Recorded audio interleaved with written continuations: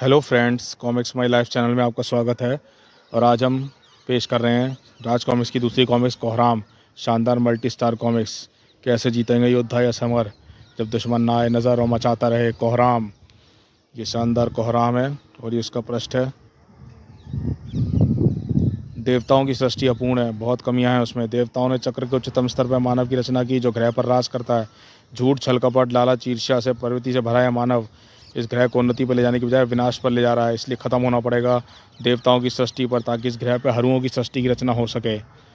और इसके लिए और हर चीज़ जो देवताओं से श्रेष्ठ होगी, चाहे इसके लिए मुझे मचाना पड़े विनाश या मचाना पड़े कोहराम। संजय गुप्ता की पेशकश। महानगर और राजनगर के बीच स्थित अक्सर सुनसान रहने वाली पहाड़ी आज काफ़ी हलचल में थी। सबकी निगाहें तारों से भरे काले आसमान पर टिकी हुई थीं। सबको एक ही चीज़ की तलाश थी, मिलियन कॉमेट यानी सहस्त्राब्दी पुच्छल तारा। अब तक नज़र क्यों नहीं आया? इतने बेसब्र मत बनो प्रोफेसर सब्रवाल, वरना सिर के जो 2-4 बाल बचे हैं उनको भी टेंशन में नोच डालोगे। इनकी गणना के हिसाब से पुच्छल तारा ने लगभग 50 साल पहले हमारी पृथ्वी को विजिट किया था। अब जो चीज़ 50 लाख साल बाद आ रही है, कुछ घंटे इंतजार करना क्या मायने रखता है? हाँ ये तो है, पर इस गणना पे मुझे यकीन नहीं। 50 लाख लंबा चक्कर होता है, 1 लाख तक तो मैं मान लेता। पर को छोड़ो सबरवाल, रेडियो टेलीस्कोप पे स्क्रीन पे नज़र गड़ा लो। मिलियन कॉमेट अभी वहीं चांद पे टेलीस्कोप की रेंज में आ गया है। पी पी वाओ ब्यूटीफुल सेट्टी है। पुच्छल तारा तो इतनी पास से गुजरेगा पृथ्वी के कि इसे के जितना आज तक कुछ नहीं करा। गोल्डन चांद से पुच्छल तारे के रहस्यमय केंद्र का अध्ययन करने के लिए इसके टेलीस्कोप को इसके केंद्र पर फिक्स कर दो। संसार भर के वैज्ञानिकों के साथ साथ संसार के हर शख्स की आंखें आकाश पे गड़ी हुई थी, जिनको पुच्छल तारा नज़र आ रहा था। तारा, वाह ये भगवान का तरीका लगता है आपको हैप्पी मिलेनियम कहने का। ये चांद से भी ज़्यादा चमक रहा है, इसकी पूंछ की देखो क्या लंबाई है। लेकिन ऐसे भी शख्स हैं जिनको ये देखने का समय नहीं था, चाहे कोई शताब्दी हो, सहस्त्राब्दी हो, कोई खास मौका हो। अपराध होना कभी बंद नहीं होते हैं, ना ही अपराध विनाशों को चैन लेने देते हैं। अपराध और न्याय की लड़ाई तब तक चलती रहेगी जब तक इंसान पृथ्वी पर मौजूद है, जब तक ये सृष्टि मौजूद है। क्योंकि बुराई को जड़ से ख़त्म करने के लिए इस पूरी वर्तमान सृष्टि को बदलना होगा, और इसके लिए किसी नई सृष्टि की रचयिता को इस ग्रह पर उतरना पड़ेगा। इस हर इंसान इस रहस्यमय पुच्छल तारे मिलियन कॉमेट को जी भर के देखना चाहता था, लेकिन कुछ लोग इस नज़ारे को कैद करना चाहते थे। प्रोफेशनल फोटोग्राफर रमेश खन्ना इन्हीं में से एक था। एकदम परफेक्ट जगह है। एक तो रेगिस्तान में से पुच्छल तारे का व्यू बढ़िया मिलेगा, दूसरा मुझे यहाँ डिस्टर्ब करने वाला दूर दूर तक कोई नहीं है। वहाँ से दूर पहाड़ियों पर मिलियन कॉमेट को कैद किया जाता है। साथ किसी जानकारी को आश्चर्यजनक अमेजिंग सेट्टी, जल्दी इधर आओ। लूनर टेलीस्कोप में कॉमेट में केंद्र क्या दिख रहा है? ओ माय गॉड, ये तो किसी प्राणी की आकृति लग रही है, परंतु किसी का जीवन संकेत देने वाला यंत्र, बायोलॉजिकल स्कैनर तो कुछ नहीं बता रहे, लेकिन ऊर्जा को मापने वाला मेरा एनर्जी रजिस्टर बहुत कुछ बता रहा है। डॉक्टर सेठी, यह देखो, यंत्र के सेंसर हमारे सूर्य से 5000 सूर्यों की माप तक को सकते हैं, लेकिन इस कॉमेट को केंद्र को ऊर्जा मापने की सुई भी इससे आगे घूमना चाहती है। यानी इस कॉमेट की केंद्र की आकृति जीवित नहीं है, बल्कि इस ऊर्जा का एक रूप है। 5000 सूर्यों से भी ज़्यादा ऊर्जा है एग्जैक्टली। लेकिन इतनी ऊर्जा होने के बाद भी इस कॉमेट का केंद्र का तापमान 0 से कई डिग्री कम है। यह पुच्छल तारा हमारे अनुमान से कहीं ज़्यादा है, लेकिन यह है क्या? सभी सवाल जवाब पाने की इच्छा में थे, लेकिन फिर भी इस सवाल का जवाब पूरी दुनिया को मिलने वाला था। रेगिस्तान में यह क्या हो रहा है? ऐसा लग रहा है जैसे पुच्छल तारे की गति की कम हो गई है, पर ऐसा कैसे हो सकता है? या तो किसी इंसान की तरह व्यवहार कर रहा है। चलते चलते किसी चीज़ को ध्यान से अपनी तरफ देखकर अपनी रफ्तार थोड़ी कम कर देता है। अब ये इसमें से एक टुकड़ा टूट कर अलग हो रहा है, और मुझे लगता है टुकड़ा टूट कर मेरी तरफ आ रहा है। अबे रमेश के बच्चे, किस बूढ़ी घड़ी में इस पुच्छल तारे को फोटो लेने का ख्याल आया? उस टुकड़े के गिरने की गति रमेश के भागने से हज़ारों गुना ज़्यादा थी। मर गया रे, मर गया रे। इसके टकराते ही पूरा लगा गड्ढा बन जाएगा। लेकिन यह टुकड़ा तेजी से रेतीली ज़मीन से टकराया। अरे यह तो ऐसे गिरा है जैसे पुच्छल तारे का टुकड़ा न हो, चिड़िया का पंख हो। या आखिर चीज़ है क्या? रत्न जैसे चमकते उस पत्थर की 2 रंग बिरंगी बिजलियाँ रमेश खन्ना को डराने की बजाय आकर्षित कर रही थी। रमेश के पिक्चर में 2 कदम आगे बढ़ा, और ऐसा करते ही पूरा रोशनी घेरे में आ गया। चमकते पत्थर फूट फूट के वातावरण से गिर रहे थे, उसके कदम वहीं जम गए। ओ माय गॉड, इस पत्थर से कुछ निकल रहा है। रमेश से कुछ समझ पाने से पहले ही ऊर्जा से बनी हुई आकृति रमेश के शरीर में अपनी आगोश में ले चुकी थी। कुछ देर में रमेश तड़पते शरीर से चीखें उबली आई, और रमेश का वह रूप एक विचित्र हंसी में बदल गया। हवी हवी हवी। वैसे अपनी एनर्जी रूप को द्रव्य यानी मैटर बदलने में काफ़ी शक्ति खर्च करनी पड़ी, लेकिन इस प्राणी को यहाँ मिल जाने से मेरा काम आसान हो गया। मैंने इसके अपने शरीर दे दिया। वैसे यह तो होना ही था, क्योंकि हरू कभी असफल नहीं होते। वह इसलिए क्योंकि हरू सबसे श्रेष्ठ हैं। हरुओं की सृष्टि श्रेष्ठ है। इस असीम ब्रह्मांड में सृष्टि के कई केंद्र हैं, और कोई भी शक्ति ब्रह्मांड में फैले असंख्य जीवन का उत्पत्ति का विकास नहीं कर सकती। वैसे यहाँ 40 लाख करोड़ प्रकाश वर्ष दूर ब्रह्मांड के बाग यानी हरुओं की सृष्टि पनपती है। यह क्षेत्र देवताओं की सृष्टि के अध्ययन है, और देवताओं के लिए ग्रह पृथ्वी सबसे विशेष और प्यारा ग्रह है। वे इस ग्रह पर जीवन के विशेष ध्यान देते हैं, और यही कारण है कि हरुओं के पृथ्वी पर जीवन के खास नजराने का आप इस ग्रह पर अपनी सृष्टि देवताओं से बेहतर सृष्टि बसाएंगे और उसके बाद ब्रह्मांड के इस भाग पर हरुओं की सृष्टि पनपेगी।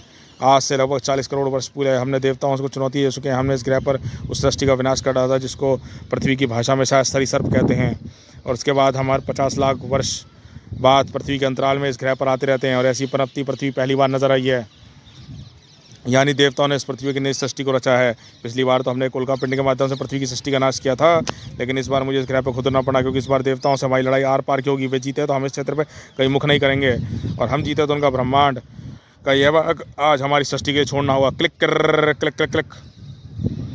अब देखना यह है कि देवताओं की सृष्टि कैसी है, वह हरुओं की सृष्टि के सामने कैसे टिकती है। देवताओं सीधा युद्ध में तो इस ब्रह्मांड का सभी का विनाश है, इसलिए हम ये युद्ध हमारे प्यादे लड़ेंगे। और यहाँ हरू का कोई प्यादा तो है नहीं, लेकिन देवताओं की सृष्टि का प्यादा है चुनकर, जैसे यह प्राणी ले देवताओं की सृष्टि के प्राणी हरु शक्ति प्राप्त कर और ऊर्जा से देवताओं की सृष्टि का विनाश शुभारंभ कर दे। हवी हवी हवी हरुओं की सृष्टि का एक विकराल रूप और हमें पास में देवताओं की जो सृष्टि है उसके सृष्टि के पहले वाले रूप में पहुँचा दे, नष्ट कर दे। जा उस रेगिस्तान के पास सबसे मौजूद सृष्टि का नाम महानगर था, उसे नष्ट करना बच्चों का खेल नहीं था, क्योंकि वहाँ का रक्षक था नागराज। मिल गया मुझे वह कंप्यूटर सॉफ्टवेयर जिसकी वजह से कंप्यूटर प्रोग्रामिंग से करोड़ों रुपए की लागत रक्षा मंत्रालय के बना। हम देश के गद्दार नहीं है, किसी देश को दुश्मन दूसरे को नहीं बेचेंगे, लेकिन अगर कंपनी को सॉफ्टवेयर वायरस चाहिए वापस चाहिए तो करोड़ों रुपए के लिए बदले 50 लाख देना होगा। 50 लाख तो नहीं, लेकिन अगर तुमने उसे तुरंत वापस नहीं किया कम से कम 50 लाते जरूर पड़ेंगी। नागराज तू यहाँ क्या कर रहा है? तुझे पच्छलदारा देखने का शौक नहीं है? मुझे तारे देखने का नहीं पर दिखाने का शौक जरूर है। आप कहो तो मैं अपने आदमी से भून डालो, कहाँ कहूँगा तो जरूर, लेकिन यह भुनना सचमुच का भुनना होगा। नागराज तू भुनेगा और खुद आगे बढ़कर भुनेगा। वो ऐसा क्यों? तूने मुझे अपना गुलाम कब बनाया है? मुझे याद नहीं आ रहा। मैं तुझे अपना गुलाम नहीं बनाया नागराज, बल्कि उनको गुलाम बनाया है जिनका तू गुलाम है, यानी कि प्यारे प्यारे छोटे छोटे चमड़ी वाले बच्चे। अब आगे बढ़ चल, वरना इसी खोपड़ी में तेरे धमाके में सुरंग कर दूंगा। मैं अपनी फुंकार छोड़कर इस बच्ची को पकड़कर आदमी को तो बेहोश कर सकता हूँ, लेकिन ये फुंकार ये छोटी बच्ची पर घातक असर कर सकती है। फिलहाल जलने से कोई चारा नहीं है, लेकिन जलने से पहले अपने प्लान पर काम शुरू कर दूं। नागराज किलाई से नागराज सी निकलकर इधर नागराज खसी झुलसना शुरू हुआ। नहीं नागराज अंकल को मत मारो, मुझे मार डालो, नागराज को मत जलाओ। और चुप, तुझे मारकर हमको क्या मिलेगा? नागराज सी टेबलों के आड़ में अपना रास्ता तलाश रही थी और उधर नागराज चकेता। कमाल है, यह आग इतनी देर से मेरे सही टकराने के बावजूद नुकसान नहीं बता रही, ऐसा क्यों? खैर इससे बाद में सोचूंगा। अभी तो सरप्रस्ती जो मुझे मानसिक सर्दी दे रही है उसके संसार यह सरप्रस्ती एक पैर के गुंडे में जाके लिपट गई है। अगर रस्सी को मामूली झटका दूँ तो वह गुंडा नीचे आ गिरेगा और फिर इन पर काबू करना एकदम आसान है। फू, मुझे ऐसे कमीनों से सख्त नफरत है जो अपनी जान बचाने के लिए बच्चों का इस्तेमाल करते हैं। आज तेरी हड्डियों को बख्श रहा हूँ, अगली बार ऐसा किया तो तेरे बदन से तेरा पिंजर ही बाहर निकाल दूंगा। धड़ाक, सॉफ्टवेयर रख दिया, जगह पर रख दिया, शाबाश। अब मैं तुझे और तेरे गैंग को सही जगह पहुंचा देता हूँ, पुलिस लॉकअप में। अब जाओ और मैं जुर्म पता कर खुद को पुलिस के हवाले करो, तब तक ऐसा नहीं करोगे मेरा सर तुम्हारे गले में कसे रहेगा। और सबके जाने के बाद अफसर तेरे घर छोड़ना है, बस समझ में नहीं आए वह आग में क्यों नहीं झुलसा। मेरे कारण नागराज शीतना कुमार की शीत शक्तियाँ भला किसी को आग में कैसे झुलस देंगी? तुमको आज भी नहीं आने देंगे। अरे ये क्या, अब ये शरीर मेरा घर है नागराज, और अपने घर को नुकसान नहीं पहुंचने दूंगा। ओहो, ये तो मुझे पहले समझ आना चाहिए था। खैर देर से समझाओ सही। अरे ये क्या, पूरी बिल्डिंग तरता आ रही है, हमको तुरंत बाहर निकला होगा। सबसे अच्छा तरीका नाग रस्सी है। अच्छा तो बिल्डिंग के टूट गिरने के कारण यह है, ऐसा नमूना तो कम से कम भगवान तो नहीं बना सकता। मैं अपनी पूछ पर लगे थरथराटे वाइब्रेटर की इमारत से सटाकर कंपन पैदा कर रहा है। जैसी बिल्डिंग गिर रही है ऐसी थरथराती तुम से रेगिस्तानी इलाकों के रेडलर सांपों में जाती है। इस प्राणी का रूप तो रेडलर सांपों से मेल नहीं खाता। खैर जो भी, मुझे इसको रोकना होगा। सुनो, इस बच्ची को अपना पता मालूम है तो घर पहुंचा देना, ठीक है नागराज? मैं तो वैसे ही बुझता भाग रहा था, अब इसके घर की तरफ भाग लूँगा। नागराज सर प्राणी की तरफ दृश्य देखा तो उसका पूरा देह शरीर सैर उठा। अरे देखकर भी यकीन नहीं हो रहा। इसने अपने मुख से भीषण ऊष्मा लहरें निकालकर पूरी इमारत को मलबे में विखंडित कर दिया, जैसे ऊपर की टिकिया हवा में गल जाती है। यह तो शुक्र है कि सरकारी इमारत में रात में कोई था नहीं, वरना ना जाने कितनी जाने चली जाती है। भड़ाक। अब सबसे पहला काम इमारतों से नागरिक से दूर करना है। इसके विशाल काय शरीर को दूर धोसक सर भी कर सकते हैं। धोसक सर पर 3-3 गुच्छों ने सर प्राणी के शरीर से टकराया। धड़ाक, बड़ाम बड़ाम बड़ाम बड़ाम, और इन भीषण सर्पों और धमाकों ने सर प्राणी को पीछे धकेल दिया। आहा, यह देवताओं और हरुओं के बीच पहला संघर्ष है और यह पहली लड़ाई हरु शक्ति जीतेगी। मानव मेरी हरु शक्ति को नहीं हरा सकता, यह देखने में मजा आएगा। नागराज के लिए युद्ध कम से कम मज़ेदार तो नहीं था। हाँ, इसकी भीषण ज्वाला मुझे कम से कम 1 फुट की दूरी से दिखी, लेकिन ऐसा लगा कि सारा शरीर किसी भट्टी के अंदर जल रहा हुआ। ऐसी ऊर्जा के सामना पहले मैंने कभी नहीं किया। ये लड़ाई बहुत शक्तिशाली है, ये बस ये लड़ाई जल्दी से जल्दी ख़त्म करनी होगी। और यह काम खुले मुंह में धसक सर्प डालकर किया सकता है, जैसे कुछ दिनों पहले वैदाचार्य भविष्यदान में एक विशालकाय बिच्छू को बेहोश किया था। पर इस बार जरा कई गुना शक्तिशाली वार करना पड़ेगा। धस सर्पों की टोली सर्प के खुले मुंह में घुसती चली गई और एक कणबड़ी धमाके सिर के चीथड़े उड़ गए। इसका सर फटने से इसके शरीर के अंदर से ऊर्जा की लहरें निकल रही है। कैरियर प्राणी तो नष्ट हो गया। नागराज की खुशी ज़्यादा देर तक कायम नहीं रह सकी, क्योंकि अगले ही पल अरे यह ऊर्जा तो इसके सिर से हर चीथड़े को वापस खींचकर सिर दोबारा बना रही है। यानी मामला वहीं का वहीं रह गया। जानने के लिए पड़े राज का राज। हवी हवी यह हरू शक्ति है मानव अनश्वर शक्ति। यह प्राणी तुझसे तो क्या देवताओं तक से हार नहीं सकता। मेरे पास खेल के समय नहीं है, इस मानव से भी ये छुड़ाना होगा और इससे पहले समर्थ होना पड़ेगा। उस सर्प प्राणी को किसी किस्म का आदेश मिल चुका था और उसके मुख से निकलकर विशाल सूक्ष्मा की रहने नागराज एक बार फिर उछला, लेकिन इस बार सर्प प्राणी की चाल का शिकार बन गया। उसकी दुम पर हो गए वाइब्रेटर, वैसा ही एक कंपक निकलकर नागराज के शरीर से चिपका। हा और नागराज का शरीर किसी चक्रवाती तूफान में घिरे पत्ते की तरह थरथर कांपने लगा।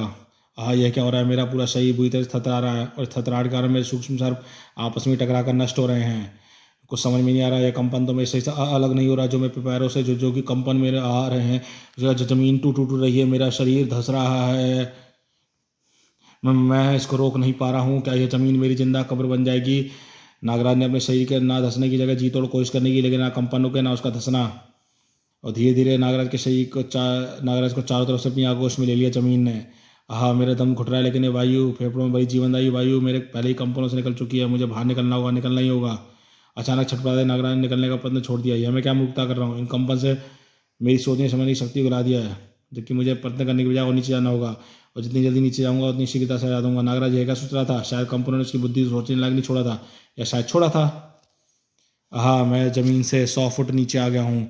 स्रोत पर भूमिगत जल का स्रोत है। पानी के अंदर मेरा शरीर डूबते ही थोड़ा आराम तो अवश्य मिलेगा, क्योंकि हवा से कहीं ज़्यादा ठोस माध्यम में पानी मेरे शरीर के कंपनों को थ्रिल कर देगी। अब ठीक मैं जो सोच रहा हूँ, कंपक मेरे शरीर से नहीं बल्कि मेरी खाल से चिपका हुआ है, और नागमाना होने के अंदर मेरी कैचरी बदलने यानी खाल को उतार सकने की क्षमता है, और ऊपरी खाल उतारते ही चिपका कंपक भी मेरे शरीर से अलग हो जाएगा। अब मेरे फेफड़ों की हवा लगभग खत्म हो चुकी है, और कैचरी बदलने से जो मुझे कमजोरी हो रही है वह भी लग रही है। वह कमजोरी इसलिए बढ़ गई है क्योंकि कंपक मेरी जगह कई सूक्ष्म सर्प नष्ट हो गए हैं। ऐसे हाल में मुझे जमीन से बाहर तेजी से निकलने में तो ऊर्जा खर्च करनी पड़ेगी। वह सतह में पहुंचने में मुझे इस हालत में नहीं छोड़ेगी। मैं सभी को प्राणी के सामना कर दूँ। शीतनाग कुमार सोडांगी नागू, तुम सब मेरे शरीर से बाहर आओ। इस प्राणी को नष्ट न करने में मेरी मदद करो, और मैं यह भी चाहता हूँ कि मुझे नुकसान पहुँचाने से पहले तुम सबको कोई नुकसान पहुँचाए। हरू यह दृश्य देख कर चौंक उठा। यह कैसे हो सकता है? इस मानव ने हरू शक्ति से भरे इस कंपक को सही से अलग कर दिया, और इसके अंदर से और भी मानव निकलना है। यह किस सृष्टि है? मुझे इस मानव को नष्ट करना होगा। हरू शक्ति अपनी पहली लड़ाई नहीं हार सकती। अगले पल शक्ति अपने समेट कर नागराज को भस्म करने के लिए ऊष्मा किरण लपकी, लेकिन वह किरण बर्फ की उस मोटी दीवार को भेद नहीं पाई, और जिस आदमी ने शीतनाग कुमार ने रास्ते में खड़ा कर दिया था। शीतनाग कुमार अपनी सारी बर्फीली और शक्तियाँ खर्च करके नागराज का बाल तक झुलसने नहीं देगा, और जैसे ही शीतनाग कुमार तुझे इस लायक भी नहीं छोड़ेगा तू नागराज को नुकसान पहुंचा के। बर्फीली कैद सर्प ने ऊष्मा लहर निकलने का रास्ता तो रोक दिया, लेकिन ज़्यादा देर तक बर्फीली कैद तड़तड़ा कर टूट गई। टुकड़े वापस से कड़ा। अरे यह तो दहकती बर्फ है, ऐसा संभव है? बर्फ कभी गर्म नहीं हो सकती। यह गर्मी मेरी बर्फीली शक्ति चल रही है, मैं अपने होश खो रहा हूँ। हवी हवी यह हरूओं की सृष्टि के नियम है शीतनाग कुमार। हमारी सृष्टि दहकती बर्फ भी हो सकती है, उसके आगे देवताओं, और आगे देखता जा क्या क्या होता है। राजकुमार जी माधुरी दीक्षित सॉरी नैने के ख्यालों में खो गए। हम क्या करें सोडांगी दीदी?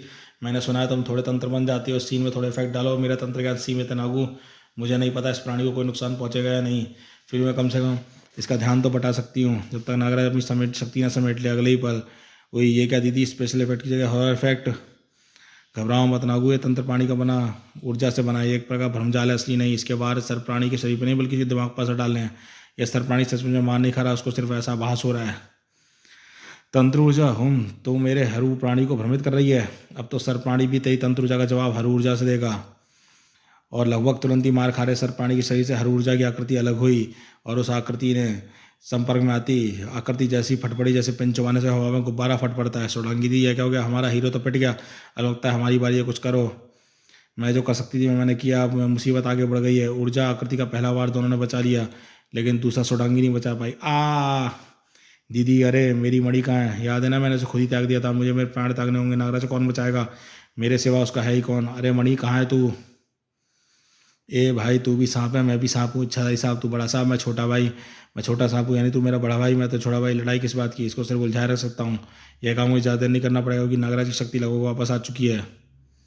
नागराज पल भर में सारा घटनाक्रम समझ गया। ओह, इस प्राणी के शरीर से जो ऊर्जा निकली है वह इसके हाथों द्वारा जुड़ी है, यानी कि नागू को बचाने के लिए इस किरणों का संपर्क इसके हाथों से काटना होगा। सबसे अच्छा तरीका है कि मैं इसके हाथ ही काट दूं, और इसके शरीर से बाहर ऊर्जा लपकेगी नहीं और इसके हाथ जुड़ भी जाएंगे, इसके हाथ भी जुड़ जाएंगे, लेकिन वह ऊर्जा इसके शरीर में नहीं समाती। तब तक वह इतना कमज़ोर जरूर होगा कि मेरी अति विस्फुंकार इसको बेहोश कर सके। मेरी अति तीव्र विस्फुंकार सिर्फ आधा बेहोश हुआ, अब मैं क्या करूँ, कैसे रोकूँ इस प्राणी को।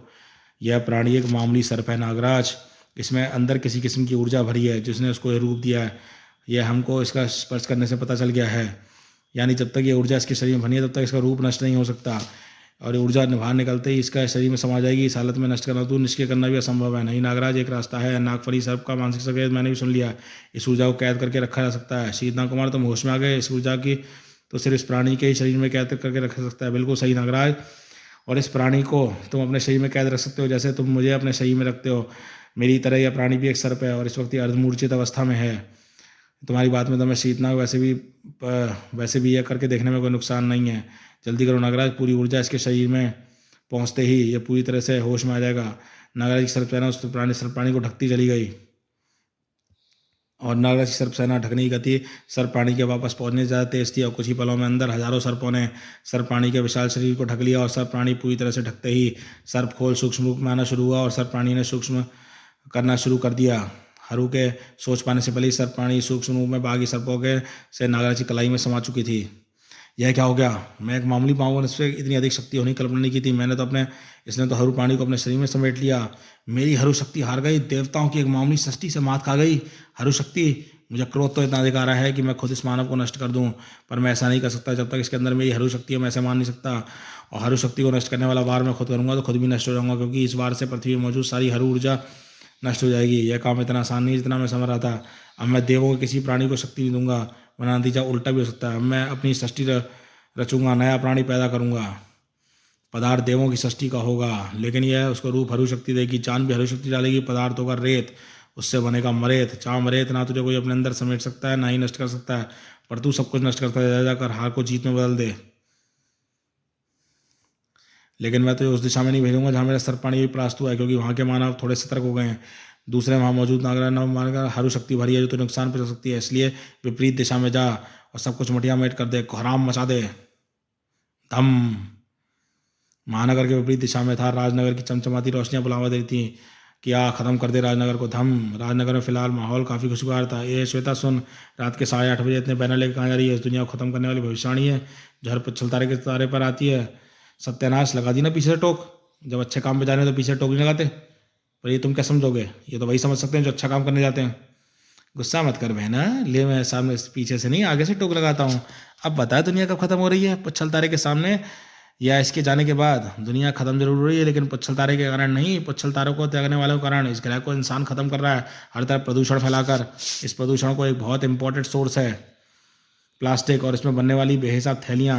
हम इस प्लास्टिक जो कूड़ा इकट्ठा हो गया पर्यावरण खतरा है। प्लास्टिक बायोडिग्रेडेबल नहीं होता, यानी प्लास्टिक कागज़ की तरह अपने आप नष्ट नहीं होता। इधर फेंके गए प्लास्टिक से पैकेट के सीवरों में, गलियों में सिस्टम जाम हो जाते हैं। गाय और कुत्ते से सड़क जानवर पर खाने इनको भी खा जाते हैं, गले में फंसकर मर जाते हैं। प्लास्टिक का बदलता कूड़ा पूरी दुनिया को एक भयंकर खतरा है। इसलिए आज हम प्लास्टिक की विशाल रैली निकालना है। इसका नेम है सेम नो टू प्लास्टिक। से नो टू प्लास्टिक। प्लास्टिक से तौबा कर लो। वाह वाह, भाषण तो जोरदार प्रसिद्ध दिया, तड़ तड़ तड़ तड़ तड़। लेकिन तुझे अपनी रैली निकालने के लिए दिनों समय मिला था, तेरी बात कौन सुनेगा? सब तो मिलियन कमेंट देखने में बिजी हैं। यही तो आज पूरा राजनगर या तो छतों पे घूम रहा है खिड़की में। आज मेरी बात सब सुनेंगे ही सुनेंगे, और फिर भी किसी ने तेरी बात नहीं सुनी तो उसका भी इंतजाम श्वेता ने किया। हमारी रैली में राजनगर का सुपर हीरो भी शामिल होगा, और उसे देखने के लिए तो भीड़ उमड़ेगी ही उमड़ेगी। राजनगर का सुपर हीरो, ओहो समझा, तो बाद में मैसेज देकर मुझे बुलाना चाहती है ना, मुझे सरप्राइज देना चाहती है। कम से कम यहाँ पर और कितने बजे पहुँचना है? मैं पहुँच जाऊँगा भैया। वो तो फिर तुम्हारी सरप्राइज नहीं, शौक है, क्योंकि हम राजनगर के सुपर हीरो सुपर को इंस्पेक्टर स्टील को बुलाया है, तुमको नहीं। भाई तुम तो बिजी सुपर हीरो, पता नहीं आते हो कि नहीं आते। अच्छा अच्छा ठीक है, तेरा दिल रखने के लिए मैंने समय निकाला था। आज तो बहुत काम है, तूने स्टील को बुलाकर ठीक किया। Okay, best of luck. Sorry भैया, भैया शायद थोड़ा झप गया है, इसलिए चुपचाप निकल जाना चाहती हूँ। वैसे तो मैं यहाँ भैया को रैली में ले जाती, लेकिन हमारी रैली के अंत में इंस्पेक्टर स्टील अपनी मेगागन से प्लास्टिक की थैलियों के ढेर में आग लगाएगा, ताकि प्लास्टिक के विध्वंस की शुरुआत से इम्पैक्ट आ सके। ये काम भैया नहीं कर सकता। खैर देखें इंस्पेक्टर स्टील भी आ पाते हैं या नहीं। इस अजीबोगरीब समय पर हो रही सबका ध्यान आकर्षित करने आकृष्ट करने में कामयाब हो रही थी इस रैली। से नो टू प्लास्टिक, से नो टू प्लास्टिक। जो भी हमारी अपील पर गौर करेगा, पृथ्वी के भविष्य से बचाना चाहता है, भविष्य से खतरे से बचाना चाहता है, प्लास्टिक से बचाना चाहता है, वो अपने घर की प्लास्टिक थैली हमको दे दे, ताकि हम बच्चे खास तौर से प्लास्टिक थैली हवन कुंड में जलाकर नष्ट कर दें और अन्य बच्चे इस अभियान में हमारा साथ दें, ताकि हम स्वागत करते हैं प्लास्टिक नष्ट करो, प्लास्टिक नष्ट करो। श्वेता की अपील का तगड़ा असर होता। घर से लोग प्लास्टिक निकल कर रैली में शामिल हो रहे थे। ले बेटे, तू भी घर की सारी प्लास्टिक थैली ले जा, नष्ट कर दे। आज से इन थैलियों को इस्तेमाल नहीं करेंगे। जल्दी थैली रैली अपने गंतव्य पर पहुंची। ये हमारी स्पेशल हवन कुंड, सारी थैलियाँ इसमें डाल दीजिए। इस गड्ढे में स्पेक्टर स्टील अपनी मेगा प्लास्टिक से इसका नाश करेंगे। ये भाषण जरा धीरे बोल श्वेता। स्पेक्टर स्टील को तो रैली में शामिल होना था, वह तो हुआ नहीं। अब यहाँ भी आएगा, इसकी गारंटी है। दरामद गुल्लू, अभी भैया को नाराज़ करके आई हूँ। अगर स्पेक्टर स्टील भी चकमा देगा तो सारी प्लास्टिक थैलियाँ गड्ढे में से बाहर निकाल कर वापस करनी पड़ेंगी। ऐसा नहीं होगा श्वेता। स्पेक्टर स्टील को लोग फर्श की मशीन कहते हैं। समाज और पर्यावरण के प्रति मेरा कुछ फ़र्ज है। अपने फ़र्ज से धोखा नहीं खा सकता। वह तो कुछ आतंकवादियों को पकड़ने में समय लग गया, वरना इस एंटी प्लास्टिक रैली में ज़रूर शामिल होता। अरे स्पेक्टर स्टील आ गया। सुपर कॉप स्पेक्टर स्टील हमारा हीरो टॉप है। Thank God, thank God. अब जल्दी से मेगा गन चलाइए, वरना कहीं से आपको कोई और फर्ज याद आ गया तो हमारी रैली टाटा फिस हो जाएगी। अब ऐसा रिलैक्स होता है, ये रैली फ्लॉप नहीं होगी। पीछे हट जा। स्पेक्टर स्टील मेगा गन चलाने जा रहा है। स्पेक्टर स्टील मेगा गन चलाती लेकिन चला नहीं पाया। बचाओ, ये क्या मुसीबत आ गई। उधर से चिल्लाने की आवाज़ आने लगता है कुछ गड़बड़ है। अभी अपने टेलीस्कोप विजन से देखता हूँ क्या गड़बड़ हो रही है। यह मेरी किस्मत की गड़बड़ है। भैया की बद्दुआ लग रही है मुझे। मशीनी कॉप से स्पेक्टर स्टील ने टेलीस्कोप विजन को सेट किया। वह चौंक उठा। अरे ये क्या चीज़ है। देखने में तो इंसान जैसा लग रहा है, लेकिन ये इमारतों को छूकर सीमेंट कंक्रीट में बदल रहा है। सिर्फ लोहे और सरिया और गार्डर ही इसके असर से बच पाए, शायद लकड़ी भी। इनके पैरों से कुछ अजीब सी ऊर्जा निकल रही है। इसके पैर के संपर्क में आते ही जमीन की रेतीली सतह भी तब्दील हो जा रही है। वह इधर ही आ रहा है। बच्चों, तुम तुरंत इस तेजी से भाग लो। श्वेता, तुम्हारे कार्यक्रम को कैंसिल करना पड़ेगा, लेकिन मेरी वजह से नहीं, उस मुसीबत की वजह से जो राजनगर को रेगिस्तान में तब्दील कर रही है। वो फाके में गड़बड़ हो रही है, लेकिन मेरी रैली का जिसने पंटाधार किया उसे मैं छोड़ूंगी नहीं। श्वेता आने वाली मुसीबत को विलेन समझ रही थी, मामूली सा, लेकिन वह शक्ति टकराने की हिम्मत काफ़ी नहीं थी। मरेत पूरी सृष्टि को बना देगा रेत। धमम रेतीली भुजा एक बार रेत बना चुकी सृष्टि को धूल में मिला दे रहा था, लेकिन ये तबाही ज़्यादा तंजरी तड़ाक। राजनगर को हाथ बचाने वाले हाथ काफ़ी सख्त है। बस रुक जा, अपने आप को कानून के हवाले कर दे, वरना स्पेक्टर स्टील तेरा वही हाल करेगा जो राजनगर की धरती का कर रहा है। तड़ाक। मरेत परवार, मरेत तुझे छोड़ेगा नहीं। छोड़ मरेत का रास्ता, वरना दफन होगा। दफना देगा तुझे मरेत इस रेत में। भम। स्टील के वार से सिर्फ हल्की सी रेत उड़ दी, लेकिन मरेत के वार ने स्टील को हवा में उछाल दिया। आहा, इसका शरीर तो रेत का बना है, लेकिन इसके शरीर में जान कैसे है। अमानवीय शक्ति तो मेरा पाला कभी नहीं पड़ा। इसके सारे पेट ढीले हो गए। वैसे इस मरेत का रूप इंसानी जरूर है, लेकिन यह रेतीला शरीर इंसान नहीं हो सकता। मेरी स्कैनिंग भी यही कह रही है, यानी मैं इस पर कोई घातक वार नहीं कर सकता जो इसको नष्ट कर दे। बड़ा मेगा गन का रॉकेट लॉन्चर मोड ऑन हुआ और गरज उठी वातावरण के साथ। बड़ूम। मरेत ने के शरीर को कबाब भी डाला और मरेत के पेट पे एक छेद बनाता चला गया। मरेत के रेतीले शरीर के आर पार हो गया, क्योंकि रेतीले शरीर में बनाया छेद रेत से अपने आप बंद भी हो रहा था, लेकिन इससे ज़्यादा कुछ नहीं हुआ। स्टील को आश्चर्यचकित होने का मौका नहीं मिला। अरे इसका हाथ तो लंबा होकर मुझे अपने शिकंजे में ले रहा है। ये अपने ही शरीर से रेत पैदा करके अपने अंगों से मनचाहा आकार दे सकता है। स्पेक्टर स्टील की मशीनी ताकत भी इस रेतीली शिकंजे से छुड़ा ना सकी, और उसके बाद उसका इंसानी दिमाग को रात में दिन के साथ साथ कई सूर्य भी नजर आने लगे। आह, कैसी भीषण ताकत है जो मेरे टनों वजनी शरीर को उठा कर ऐसे पटक रही है जैसे मैं कोई खिलौना हूँ। इसके वारों से मेरे शरीर के स्टील के तो शायद नुकसान ना पहुंचे, लेकिन मेरे अंदर लगे नाजुक पुर्जे कंप्यूटर पुर्जे सर्किट खराब हो सकते हैं। मुझे शिकंजे को आज़ाद होना होगा, और इसका सबसे आसान तरीका है शिकंजे के जड़ से ही काट दूँ। मेगान के ब्लास्ट ने हाथ के मरेज को कंधे से अलग कर दिया। बूम, और स्टील आज़ाद हो गया। हवी हवी, देवताओं ने इस बार कुछ ज़्यादा सी सृष्टि रखी है। पहली बार शरीर से नाग निकलने वाला। अब ये धातुई मानव या आंशिक रूप से मानव है, आंशिक रूप से यंत्र। खैर, ये मरेज का कुछ नहीं बिगाड़ सकता। देखता हूँ मरेज के सामने कितनी देर तक टिकता है। अब मैं मरेज से वह चलवाऊंगा जिसके सामने धातुई मानव टिक नहीं पाएगा। तड़प तड़प कर मरेगा। अगली पल मरेज का टूटा हाथ बालों के कणों से जुड़कर मरेज के कंधों से जुड़ा। कमाल है, इसको तोड़ने का मतलब अपने एनर्जी बर्बाद करना है। कैसे भी तोड़ो ये जुड़ जाता है। अब मरेज तुझे तोड़ेगा और तू जुड़ नहीं पाएगा। स्टील के संभलने से पहले ही रेत के कई गोले उसके मशीनी शरीर से टकराए और मरेत हो, ये रेत के जोड़ मेरे अंदर घुसती चली जा रही है और इसके जामों को जाम कर रही है। मैं हाथ पैर नहीं हिला पा रहा हूँ। अब तुझे हिलने की जरूरत नहीं है, क्योंकि हिलने डुलने के लिए से तू जल्दी मरेगा। मैं ज़मीन को दलदल में बदल रहा हूँ, जिससे तू जल्दी तड़पेगा और जल्दी जल्दी धंसेगा। आह, ये सही कह रहा है। रेत मेरे कंप्यूटर के उपकरणों को भी जाम कर दिया है। मैं अपने हेलीकॉप्टर को मदद के लिए नहीं बुला पा रहा हूँ। स्टील का शरीर पानी में डूबते डूबते भारी पत्थर के नीचे रहती दलदल में धंसता जा रहा था, और बाहर निकलने का कोई रास्ता नहीं था। या था। थप्प। चंडिका, तुम मुझको जानते हो स्पेक्टर स्टील? तुमसे कभी मिला तो नहीं हो, लेकिन पुलिस डिपार्टमेंट में तुम्हारा जिक्र होता रहता है और न्यूज़पेपरों में तुम्हारी फ़ोटो भी एक दो बार देखी है।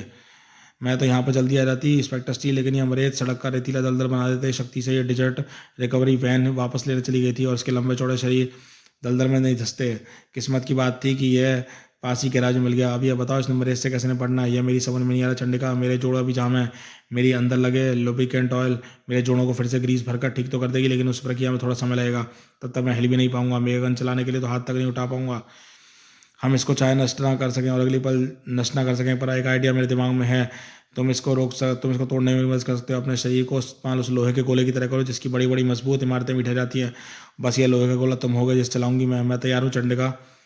और अगली पल जो हुआ मरेत को उसकी उम्मीद नहीं थी। स्टील का टर्नो वजनी शरीर रेतीले जिस्म से गति से टकराया और उसके शरीर को रेतीले जोड़ धसकने लगे। धड़ाक धम तड़ाक तड़ा तड़ा तड़ा कड़ाक कड़ाक कड़ाक।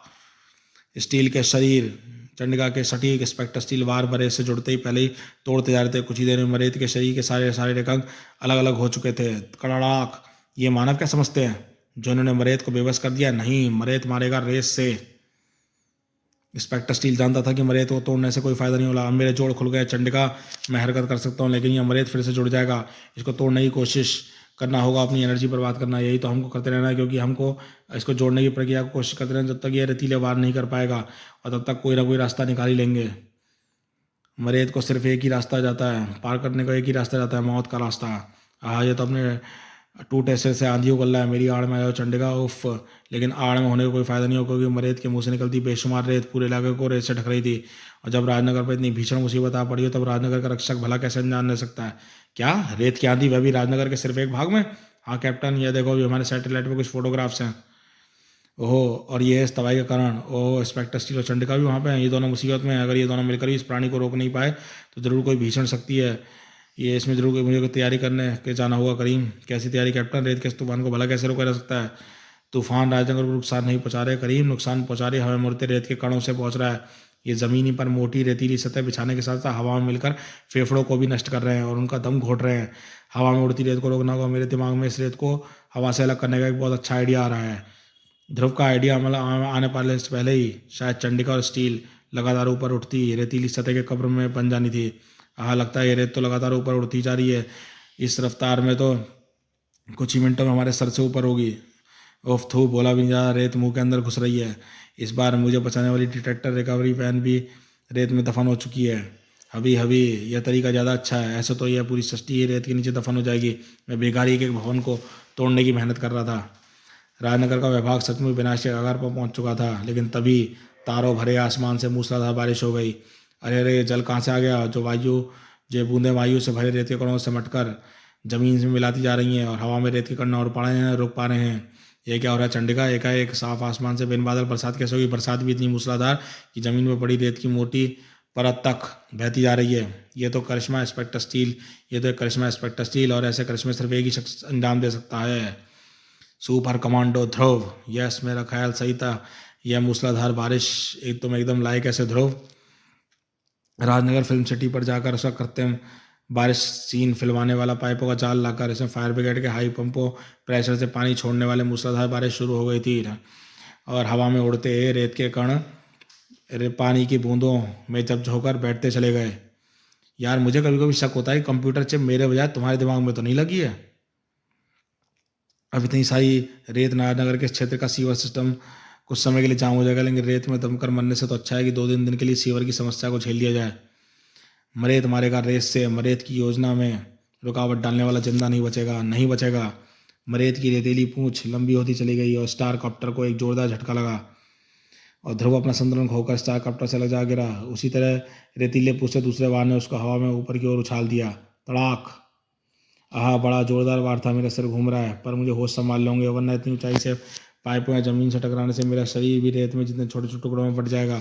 स्टार लाइन को पाइप सिस्टम में फंसाने की कोशिश करता हूँ। अरे, ब्रेसलेट काम नहीं कर रहा। शायद इसके अंदर भी रेत के कण चले जाने से इसका मैकेनिज्म जाम हो गया। अब क्या करूँ? पाइप पकड़ने की कोशिश करूँ? ओहो, इसकी दुम फिर से मुझे टक्कर देने के लिए मेरी तरफ आ रही है। लेकिन इस बार अगर मुझे फिर से टक्कर लग गई तो मैं शायद अपने होश को बैठूंगा। जुपिटर सर्कस में सीखी हुई कलाबाजी का प्रयोग करना होगा। ध्रुव का शरीर खास कोण पे मुड़ा और उसकी बढ़ती रेतीली दुम बगल से गुजर गया। तभी अरे, यह मैं क्या मूर्खता कर गया। इसकी दुम से बचने की कोशिश नहीं करनी, बल्कि मुझे इसको इसके और पास जाना है, क्योंकि यही एकमात्र रास्ता है जिससे मैं अपने शरीर को तोड़वाए बगैर सकुशल नीचे पहुंच सकता हूं और पानी के नीचे गीले हो चुके रेतीले शरीर से इसको तोड़ सकता हूं। ऐसे मामूली वारों से इस पर कोई असर नहीं होगा ध्रुव, इस तो मुझे तोड़ते जाओगे, जुड़ता जाएगा। अजीब गरीब शक्ति का प्राणी है, भला हो मैंने इसको पहली टेलीस्कोप में विजन से इसकी एंटी प्लास्टिक भाग लेने के लिए सैकड़ों बच्चों को भगा दिया, वरना इस वक्त इससे लड़ने के बजाय उनकी जान बचाने में लगे हुए होते। एंटी प्लास्टिक लड़ी वही रही जो श्वेता ऑर्गेनाइज कर रही थी, जिसमें हजारों प्लास्टिक थैलियों को एक साथ कुंड में जलाना था। वह कुंड कहीं आसपास है क्या? हाँ ध्रुव, यहाँ से मुश्किल से 50 गज की दूरी पर। लेकिन थैलियाँ नष्ट करवाने से पहले ही ये दूसरा नष्टक मरेत आधम का। तब तो काम बन गया इंस्पेक्टर स्टील। चंडिका, तुम इसको मरेत को उस कुंड की तरफ धकेलना शुरू करो। लेकिन इससे क्या होगा ध्रुव?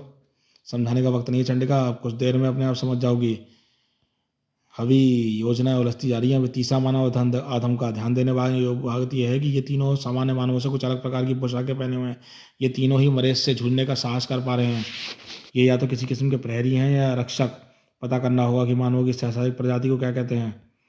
और इसी दौरान महानगर में, अच्छा तो तुमने उस सर प्राणी को अपने अंदर कैद कर रखा है नागराज। हाँ भारतीय, जब तक वह मेरे शरीर में कैद रहेगा तब तक मेरी इच्छा और मेरे सूक्ष्म सर उस पर हावी रहेंगे और वह समान रूप में नहीं आ पाएगा। यह प्राणी आखिर आया कहाँ से था? उसका मकसद क्या था? यह तो मुझे नहीं पता नागराज। है क्या हुआ दादाजी? आप मुझे ऐसे क्यों देख रहे हैं? मुझे तुम्हारे चारों तरफ एक दिव्य ऊर्जा का क्षेत्र चमक रहा है। ऐसा तो मैंने पहले कभी नहीं देखा। वो समझा, ये जरूर किसी सर प्राणी की ऊर्जा है जिसको मैंने अपने शरीर में समा लिया है। मेरे सर्प उस प्राणी को निष्क्रिय तो किए हुए हैं लेकिन ऊर्जा को नहीं रोक पा रहे हैं। लेकिन मुझे तो कोई नुकसान महसूस नहीं हुआ। हाँ क्या हुआ नागराज, तुम ठीक तो हो ना?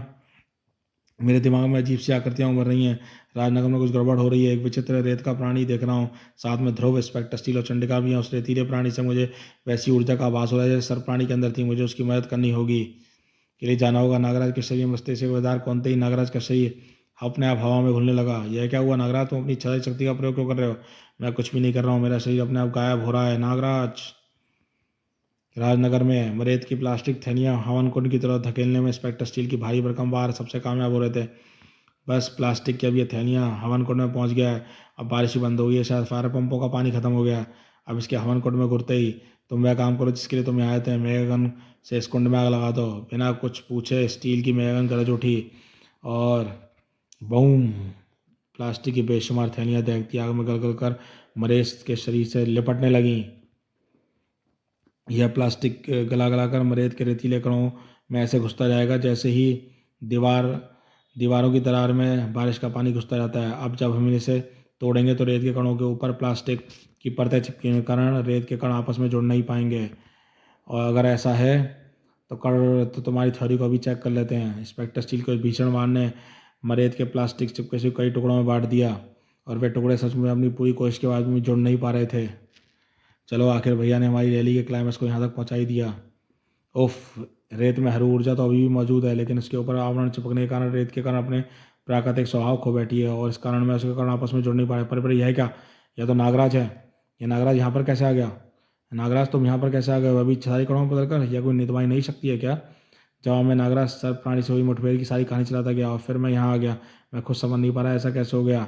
ऐसा जरूर सर्प प्राणी और मरेत में एक ही ऊर्जा होने के कारण हुआ है नागराज। अब वही ऊर्जा तुम्हारे अंदर है, इसलिए तुम्हारे मस्तिष्क का संबंध मरेत के अंदर की ऊर्जा से भी जुड़ गया है और उसी ऊर्जा ने तुम्हारे शरीर कणों को टेलीपोर्ट कर दिया। इसका एक ही अर्थ है कि वह ये कि सर्प प्राणी और मरेत एक ही स्थान से आए थे। कोई गहरा षड्यंत्र है इसके पीछे।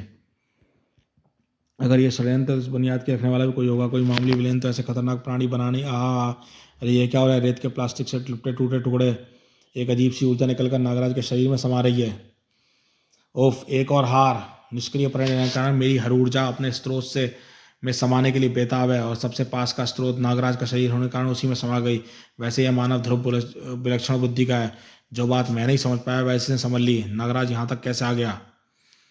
पर अब नागराज को में हरु शक्ति बढ़ गई है और अब इस हरु शक्ति छीनी नहीं जा सकती है और वह हरु शक्ति इसके शरीर में होती तो छीनना आसान होता, पर यह शक्ति सर्प प्राणी के शरीर में है। सर्प प्राणी के शरीर में नागकरों को नागराज के शरीर से अलग किए बिना हरु शक्ति खींचना संभव नहीं है और सर्प प्राणी को इसके शरीर से बाहर निकालने का तरीका मुझे नहीं मालूम। खैर इतनी देर में तो मुझे यह पता चल गया, ऐसी विचित्र पोशाक पहनने वालों को सुपर हीरो कहा जाता है और इसने मेरे काम में अड़ंगा डालने वाला सुपर हीरोज ने ही डाला है। इसकी सफलता के लिए आवश्यक है कि इन सुपर हीरोज़ को इसके रास्ते से हटाया जाए और इस काम के लिए शुरुआत करनी होगी। मुझे पहले दूसरे सुपर हीरोज़ को ढूंढना होगा और ये रहे इस क्षेत्र के दूसरे सुपर हीरोज़। सबसे पहले इनको एक एक करके समाप्त करना होगा, फिर मचेगा कोहराम। एक दो बार, अब तक तो दो बार सुपर हीरोज को हरी शक्ति ने भले प्राणी ने बनाया था। अब देखना यह है कि जब एक दूसरे टकराते हैं तो क्या होगा, क्योंकि इनमें से हर सुपर हीरो हीरोइन की शक्तियों के संबंध के बारे में मुझे अपनी हरी शक्ति से पता लग गया है। और पहली टक्कर के लिए मुझे ये दोनों एकदम उपयुक्त लग रहे हैं। मुंबई कभी नहीं सोती, ना ही सोता उसका अंडरवर्ल्ड। कई हफ्तों की मेहनत के बाद आखिरकार मुझे रहस्यमय डेटोनेटर का गुप्त ठिकाने का पता लग गया, जिसके द्वारा बनाया गया बम हमारे देश के कई इलाकों में फटकर जान माल का भारी नुकसान कर चुके हैं। शाबाश दोस्तों, तुम लोगों को जासूसी बार पर लगाना बेकार नहीं गया। खबर है कि इसमें मानव बम बनाने की तकनीक खोजने की है। इस तकनीक से मानव बमों को ना तो ढूंढा जा सकता है, ना ही पकड़ा जा सकता है। आखिर क्या हो सकती है तकनीक? तकनीक सचमुच क्रांतिकारी थी। वाह डोटेनेटो, आइंस्टाइन के बाद एक तू ही पैदा हुआ है। क्या कमाल का दिमाग काम सोचा है तूने। डेड बम यानी मशहूर बम बनाकर दुनिया के सबसे खतरनाक विस्फोटों में से एक नाइट्रोग्लिसरीन और नाइट्रोजनोग्लिसरीन, ये दोनों ही तत्व मानव शरीर में मौजूद रहते हैं और मरने के बाद सड़ जाते हैं। तत्व आपस में मिलते हैं तो कुछ ही मेरे रसायनों से ये मैं मुर्दा बन जाएगा, एक खतरनाक बम। अब इसे चलाना तुम्हारा काम है अघोरनाथ। जानता हूँ, ताजी कब्र पहचान कर उसमें से मुर्दे खोद कर लाना भी तो अघोरनाथ का ही काम है। संसार में ऐसी सैकड़ों हजारों लाखों अतृप्त आत्माएं हैं जो हमारे संसार के पार नहीं जा पाई हैं। वे सभी कोई ना कोई ठिकाना ढूंढती रहती हैं अपने मस्त शरीर में घुस जाने के लिए जो उनमें नहीं होती। लेकिन अघोरनाथ किसी एक आत्मा को वह शक्ति देगा जो इस मुर्दे में घुसकर उसमें जान फूंक देगी। अघोरनाथ के दंड ने तांत्रिक किरणें निकलकर आत्माएं अतृप्त अतृप्त आत्माओं का आह्वान करने लगा और मुर्दा चीख उठा। वाह घोरनाथ तो दुनिया का नंबर 2 बन गया, नंबर 1 तो भगवान है ही। अब जा मेरे डैड बम को ढूंढ, ऐसी भीड़ को और भरी जगह को जहाँ पर तू फटे और तेरे जैसे मरों की तादाद में भारी बढ़ोतरी हो जाए। नहीं, ऐसा नहीं होगा। डोगा तेरी मौत की दुकान को हमेशा के लिए बंद कर देगा, अभी और यहीं। याद कर डोटानेटो, बरसों पहले तेरे बम तेरे चेहरे पर फटा था, तेरे चेहरे का ये हाल हो गया। अब जब डोगा के क्रोध का बम तुझ पर फटेगा तो क्या हाल होगा। अघोरनाथ रो कैसे, वरना कल को कोई हमारे शरीरों का डेड बम बना रहा होगा। चम चम। वैसे तो मर्द वो विस्फोटक यानी डेड बम इसको आराम से रोक सकता है, पर इसको तुमने पहले से ही यहाँ से जाने का आदेश दे दिया, इसलिए ये लड़ाई हमको लड़नी होगी। और ये लड़ाई लेगी अतृप्त आत्मा है जो नाम शरीर नाम मिलने से क्रोधित हैं। वीम क्लीम हर्रात आत्मानाम आवाहनम करोति। अगले ही पल डोगा पर अनेक अदृश्य आकृतियां टूट पड़ी। यह एकाएक क्या हो रहा है। मुझे अपने ऊपर दबाव सब महसूस हो रहा है। मेरे कोई दबा रहा है। मेरे शरीर को कोई इच्छा के अनुसार काम नहीं कर पा रहे हैं। मेरे हाथ मेरी गन की तरफ मुड़ रहे हैं और मैं इनको चाहकर भी रोक नहीं पा रहा हूँ। डोगा को अपनी गन एकाएक उसकी तरफ घूमने लगी और ट्रिगर दबने लगा। राजनगर में स्नेही बत्ती का कारण ढूंढ रहा था। ध्रुव, तुम्हारा कहना सही हो सकता है, ये सोचा समझा षड्यंत्र है, लेकिन इस अजीब सी ऊर्जा को, इन जीवों को पैदा करने वाला कौन हो सकता है। इस विनाश के पीछे क्या मकसद है उसका। इन सवालों का जवाब वही दे सकता है जिसने ये प्राणी पैदा किए हैं, लेकिन ये पता लगाना होगा। तुम लगा सकते हो नागराज, मैं कैसे पता लगा सकता हूँ। जिसमें भी इन प्राणियों की रचना की है उसमें ही वही ऊर्जा भरी है जो उन प्राणियों के अंदर रहेगा। तुम अपनी मानसिक ऊर्जा से उस प्राणी ऊर्जा का संपर्क करो तो तुम ये पता लगा सकते हो, हम उस प्राणी तक पहुंच सकते हैं। तुम सही कह रहे हो ध्रुव, मैं कोशिश करता हूँ। नागराज ने ध्यान लगाया और उसका संपर्क हरू से हो गया। रेगिस्तान में मौजूद हरू से हो चुका। अरे ये क्या, कोई हरू शक्ति से मुझे ढूंढने की चेष्टा कर रहा है। ये शक्ति अवश्य मानव नागराज चौकी ओफ। सारे वार उल्टे पड़ रहे हैं। अब वह मुझे ढूंढने के लिए यहाँ अवश्य आएगा। मेरे पास पूरी जानकारी ना होने के कारण अभी मैं सीधा उनसे टक्कर नहीं ले सकता, इसलिए मुझे यहाँ से जाना होगा, कोई दूसरा स्थान ढूंढना होगा। वैसे भी यहाँ रुकने का मेरा कोई फ़ायदा नहीं है। हरू के रूप में घिरा फोटोग्राफर रमेश का शरीर ऊर्जा में बदलकर गायब होने लगा और एक ध्यान लगाया नागराज को झटका लगा। अरे अभी मेरा किसी ऊर्जा धारक संपर्क हुआ था, लेकिन वह संपर्क होते ही वह संपर्क टूट गया। कहाँ पर था नागराज। राजनगर और महानगर के बीच रेगिस्तान में। हम रेगिस्तान का चप्पा चप्पा छान मारेंगे, चलो मेरे साथ नागराज।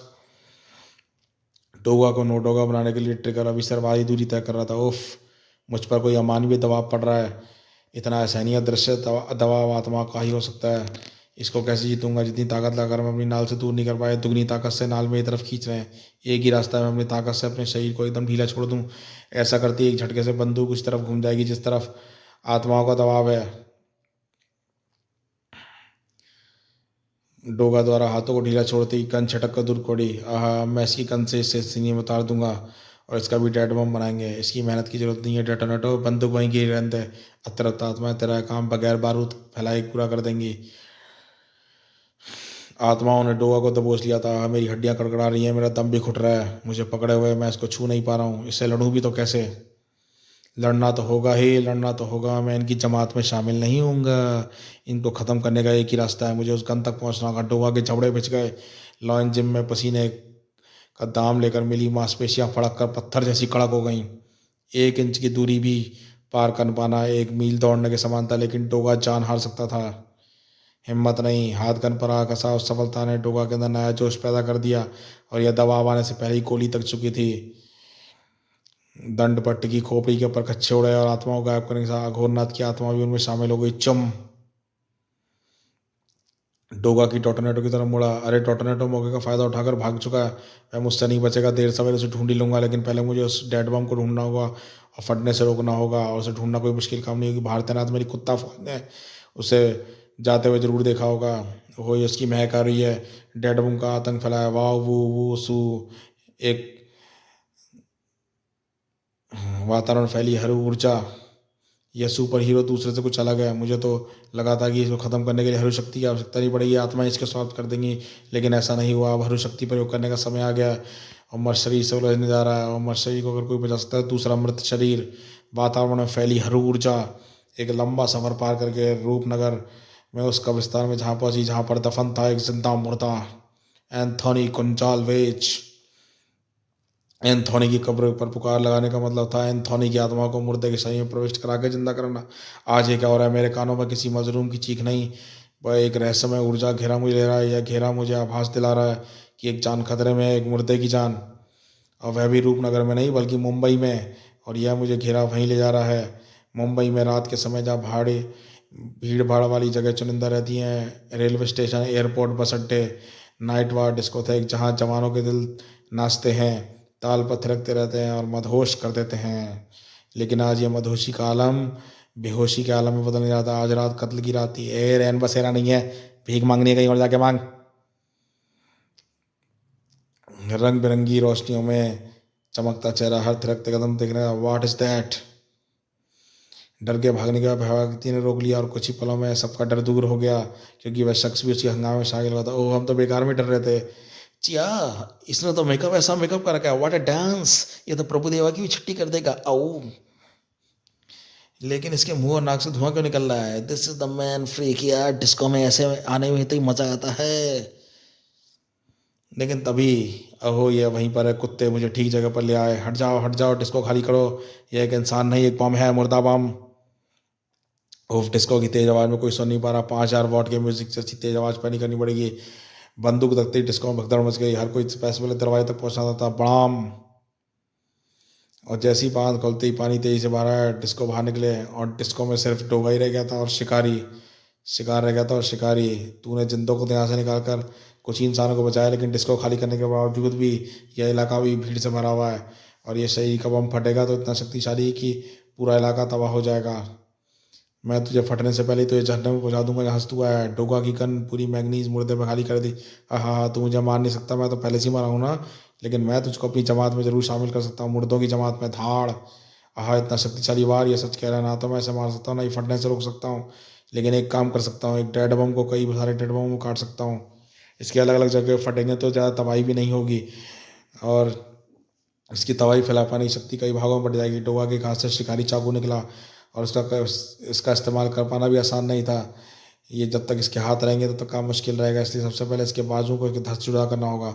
डोगा के शक्तिशाली बाजुओं ने उसकी शक्ति चाकू से स्थानांतरित हुई, और चाकू प्रक्षेपी मिसाइल की गति से बाजू काटता हुआ निकल गया।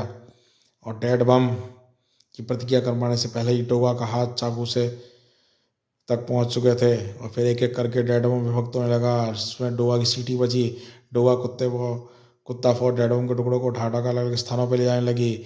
और जहाँ तबाही तो हुई पर जान माल को नुकसान नहीं हुआ। देख, तेरा डेड बम बगैर कोई इंसानी जान लिए फट गया। तेरा सिर बचा जिसे मैं अपने अंजाम तक खुद पहुँचाऊंगा। डेड बम फटने से तो शायद कुछ पल बचते, लेकिन उससे ही बड़ा एक बम फटना बाकी था। आहा, कौन? मुझे तो इतनी जल्दी भूला तो नहीं होगा डोगा। हम एक बार पहले भी टकरा चुके हैं, लेकिन एक बार उस बार हम दोस्तों की तरह जुदा हुए थे। पर वह इंसान जो मुर्दों तक पर वहशियत आजमाने लगे, मैं मुर्दा एंथोनी का दोस्त कभी नहीं हो सकता। एंथोनी अपने दुश्मनों को कभी नहीं छोड़ता। एंथोनी, तुम मुझे गलत समझ रहे हो। यह मुर्दा के अंदर एक दुरात्मा है जो अपने शरीर के जरिए विनाश फैलाना चाहती है। और इसका प्रत्यक्ष प्रमाण है। सिर्फ कुछ ही पलों इंतजार करो, इसके फटते देखकर तुमको सच्चाई खुद ब खुद पता लग जाएगी। अगर ऐसा है तो कुछ पलों का इंतजार करने में कोई बुराई नहीं। अभी दूध का दूध, पानी का पानी हो जाएगा। अभी इस दूध पानी के चक्कर में रहोगे तो खून खराबा कब करोगे? तेरी डोर अभी मुझे अपने हाथों में लेनी पड़ेगी एंथोनी। और अगले ही पल वह हुआ जिसका एंथोनी को उम्मीद नहीं थी। आहा, वही ऊर्जा इसके शरीर से लेकर आई थी, अब मेरे आत्मा को मेरे शरीर से निकाल कर घुस रही है। इस आखिरकार इसके आत्मिक रूप में तो अपनी शक्ति का प्रयोग नहीं कर सकता। एंथोनी, तुमको यह क्या हो रहा है? मुझे क्या हो रहा है यह सोचना छोड़ दोगा? अब यह सोच कि तेरा क्या होने वाला है। तड़ाक! यह क्या पागलपन है एंथोनी? मैंने कहा था ना, उस मुर्दा खोपड़ी के फटने का इंतजार कर लो। इंतजार तो मौत तेरा कर रही है डोगा।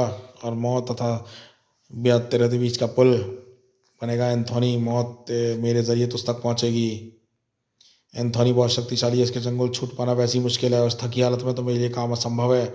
इसलिए मुझे ना चाहते हुए भी इसकी कमजोरी का इस्तेमाल करना होगा। नई मैगजीन उस गोली से फायर हाइड्रेंट में ऐसे कोण पे छेद किया जिससे पानी की धार सीधे एंथोनी के शरीर पर जा गिरी। टैप और पानी एंथोनी की कमजोरी थी, लेकिन हरू ऊर्जा ने एंथोनी को नई शक्ति भर दी थी। और एंथोनी अब हरू ऊष्मा के एक ही बार ने उसको छेद बंद कर दिया था। यह क्या हो रहा है? मेरे शरीर के अंदर घुसी ऊर्जा उस नई शक्तियाँ प्रदान कर रही है और मुझे अपने शरीर को निष्क्रिय करना होगा, वरना डोगा नहीं बचेगा। प्रिंस, तू यहाँ मेरा पीछा करते आ गया? वाह, अब तू ही मेरी मदद कर सकता है। मुझे तेरे शरीर को अपने कब्जे में लेना होगा। प्रिंस ने अपनी आत्मा रूपी एंथोनी को देख लिया था, उसकी बात भी समझ ली थी और स्वीकृति भी दे दी थी। कुछ ही पलों में एंथोनी की आत्मा प्रिंस के अंदर समा चुकी थी। अब एंथोनी से मैं निपटूंगा, क्योंकि अपने शरीर को निष्क्रिय करने का तरीका मुझे पता है और किसी को नहीं पता। और वह तरीका एंथोनी के दिल को बाहर निकालना। दिल की धड़कन बंद होते ही एंथोनी का शरीर अपने आप निष्क्रिय हो जाएगा। ये कौवा तो एंथोनी का पालतू है, लेकिन फिर भी ये एंथोनी पर हमला कर रहा है। पालतू अपने मालिक को पहचानने में कभी भूल नहीं करते।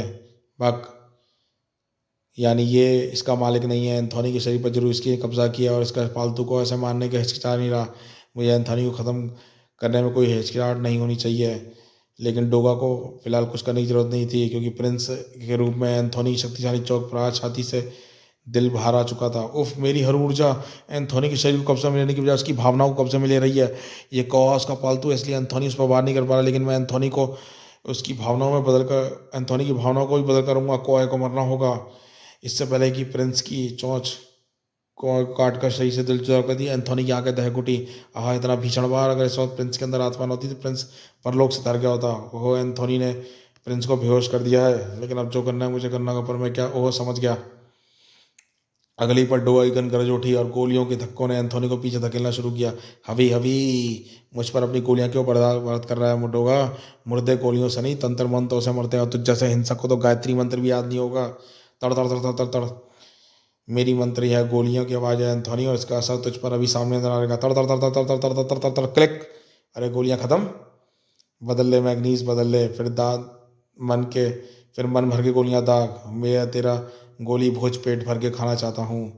दिल तो मेरा भी यही कर रहा है एंथोनी, पर क्या करूँ, इस वक्त इतना वक्त नहीं है, क्योंकि डेड बम की खोपड़ी अब फटने वाली है। फट गई, पड़ाम! बम सचमुच शक्तिशाली था। धमाका एंथोनी के पेट को चीरता चला गया और एंथोनी का शरीर शांत पड़ गया। वाह, मैं और डेड बम बनाऊंगा। मैं डेड बम कहाँ मारा? डोगा का डर तो बहुत था, पर इसका नज़ारा देखने के लिए मैं अपने आप को रोक नहीं सकता था। डोगा बच गया और एंथोनी का शरीर निष्क्रिय हो गया। एंथोनी के अंदर हर ऊर्जा ज़्यादा देर तक उसके शरीर में नहीं रहेगी। यह क्या? यह तो वही मानव जिससे मृत बम बनाया था। अब मैं इसमें खास जानकारी का प्रयोग करके डोगा को साथ साथ विशाल नगर को भी ख़त्म करने के लिए उसकी हर ऊर्जा शक्ति देता हूँ, और वह ऊर्जा इसे बताएगी कि अपनी जानकारी का प्रयोग कैसे करना होगा। ज्ञान इसका होगा शक्ति मेरी, हरू शक्ति। ये कॉमेंट्स कैसी लग रही है आपको, बताइएगा। और हमारे चैनल को सब्सक्राइब कीजिए और इसे शेयर कीजिए। अगले ही पल निष्क्रिय पड़े एंथोनी ने मेरे शरीर में हर ऊर्जा निकालकर डोटोनाटो के शरीर में समाने लगी। अगले ही पल डोगा को डोटोनाटो की ललकार पर घूम जाना पड़ा। डोगा, पीछे घूम, अपनी मौत का सामना कर। डोटोनाटो, अच्छा हुआ तू अपने आप मेरे सामने आ गया, वरना मेरी गोली तुझे ढूंढने के लिए न जाने कब तक भटकती रहती। अब तेरी आत्मा भटक गई डोगा, क्योंकि तेरी आत्मा अकेली नहीं रहेगी। मैं तेरे साथ साथ पूरी मुंबई वासियों की आत्मा भटकेंगी। शमशान में बदल जाएगी मुंबई। फिर किरण टकराते ही डोगा के होशोवास लुप्त हो गए। आग, मेरे शरीर में तेज जलन उत्पन्न हो रही है। मेरी नसें मेरे शरीर से बाहर आ रही हैं। मैंने तुझसे कहा था ना डोगा ने, जब तेरे क्रोध का बम तुझ पर फटेगा तेरे चीथड़े उड़ जाएंगे। संभाल, अब तू चलता फिरता बम बन गया है। इस बम का बारूद तेरा क्रोध है। तू जितना इतना तीव्र है, तू फटेगा तो तेरा क्रोध बम पूरी मुंबई के जीवन को नष्ट कर देगा। एंथोनी की आत्मा अब तक उसके शरीर में वापस समा चुकी थी। मेरा शरीर अभी भी जब भी क्षतिग्रस्त होता है तो अपने प्रतिद्वंदी के शरीर की मदद से फिर पूर्ण हो सकता है। एक बार डेड बम की खोपड़ी ने मेरे शरीर को पूर्ण किया था, लेकिन अब डोगा के फटने की रोकने की जिम्मेदारी मेरी है। अब उसके लिए मुझे डोगा को बेहोश करना पड़ेगा। जैसे ही मेरे शरीर को निष्क्रिय तबाही करने पर रुकी थी, वैसे ही डोगा के शरीर के निष्क्रिय होने पर क्रोध बम भी निष्क्रिय हो जाएगा। इस वक्त मुंबई से दूर महानगर और राजनगर के बीच फैले रेगिस्तान में अभी तक तो कुछ भी नजर नहीं आया। नागराज, तुम अपने दिमाग पर जरा जोर डालो, जगह के आसपास लैंडमार्क याद करो जहाँ से कोई घातक ऊर्जा धारक के बारे में पता लगे। आहा, क्या हुआ नागराज? मुझे संकेत मिल रहे हैं, वो ऊर्जा फिर से गड़बड़ी फैला रही है। मुझे इस बार गड़बड़ मुंबई में हो रही है, मुझे जाना होगा ध्रुव, मुझे जाना होगा। नागराज का शरीर फिर हवा में घुल गया और ध्रुव का ध्यान उस तरफ नहीं गया। उफ, कुछ नजर नहीं आया। रेगिस्तान के बीच में एक कार, शायद वहाँ कोई क्लू मिले। ध्रुव तेजी से नीचे उतरा। कार तो खाली है, शायद कार का मालिक कहीं आसपास गया होगा। ध्रुव ने थोड़ी देर बाद इलाका संभाला, लेकिन कार का मालिक तो नहीं है। वह कार नज़र नहीं आ रहा, लेकिन ये ट्राईपॉड कैमरा ये ज़रूर नज़र आया। यानी कार का मालिक कोई फोटोग्राफर है। कार का नंबर तो राजनगर का है। कार के नंबर उस फोटोग्राफिक का पता लगाना कोई मुश्किल काम नहीं है। एक बार मिल रहा है तो ये पता लग सकता है आखिरकार यहाँ पर हुआ क्या था। लेकिन सबसे बड़ा सवाल यह है, फोटोग्राफर अपनी कार और कैमरा छोड़कर कहाँ गायब हो गया और कैसे गया? ध्रुव सवालों की भंवर में गिरा था। उधर डोगा सुलगती नसों में जाल फंसा था। हरु शक्ति ने उसके वार को सोचने लायक नहीं छोड़ा था। एंथोनी के इस वार ने उसे क्रोध को और भड़का दिया था। तू मुझ पर बेवजह वार कर रहा है। तेरे दो वारों को तो मैंने सह लिया, लेकिन अब मैं तुझे वार करने लायक नहीं छोड़ूंगा। डोगा के हर वार के साथ उसका क्रोध बढ़ता जा रहा था और उसकी नसों में निकलते धुएं की मात्रा भी धमम धड़ा धड़ाक। हा हा हा, तू अब इसे नहीं रोक सकता एंथोनी। मगर एंथोनी मार, डोगा को क्रोध बम बन चुके इसके शरीर को फटने से बचा ले।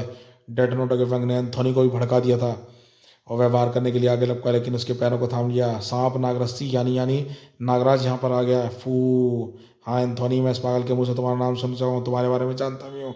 मुझे इसकी बातों से यही पता लग गया है कि डोगा को उसने क्रोध बम में बदल दिया है। और डोगा क्रोध तो पूरी दुनिया में प्रसिद्ध है। अगर डोगा का शरीर सचमुच फट गया तो उसके निकली क्रोध तरंगें मुंबई को लाशों के ढेर में देंगी। नागराज की विश्वंकार से डेटोनेटर को बेहोश तो कर दिया था, बेहोश होकर नीचे आ गिरा और डोगा के शरीर के निष्क्रिय हो देखा। नागराज, ऐसे ही डोगा के शरीर भी निष्क्रिय होगा ताकि शरीर में घुसी शैतानी ऊर्जा बाहर निकल जाए। डोगा भी सामान्य जो है निष्क्रिय होते उसके शरीर से हर ऊर्जा निकलकर सबसे पास के हर ऊर्जा स्त्रोत नागराज में समाने लगी। और डोगा के शरीर को निष्क्रिय करने के लिए सिर्फ इसे बेहोश करना करके किया जा सकता है। एंथोनी एक बार फिर डोगा पर टूट पड़ा। धाड़, नहीं एंथोनी नहीं, तुम डोगा को गुस्से से भड़का रहे हो। इसे क्रोध करने से उसके शरीर फटने के और करीब पहुंचता जा रहा है। हमें उसे रोकने के लिए कोई और तरीका ढूंढना होगा। अभी अभी डोगा क्रोध को रोकने का कोई तरीका नहीं लग रहा है। अच्छा है कि तू यहाँ मरने के लिए आ गया। अब तू मरेगा और तेरे शरीर की हर ऊर्जा मुझे मिल जाएगी। अब तू सांप छोड़, विष छोड़, डोगा को मैं निष्क्रिय नहीं होने दूंगा। तुम्हारा वार करना बेकार है एंथोनी। जब मेरी फुंकार इस पर कोई असर नहीं डाली तो भला तुम्हारे वारों से क्या होगा?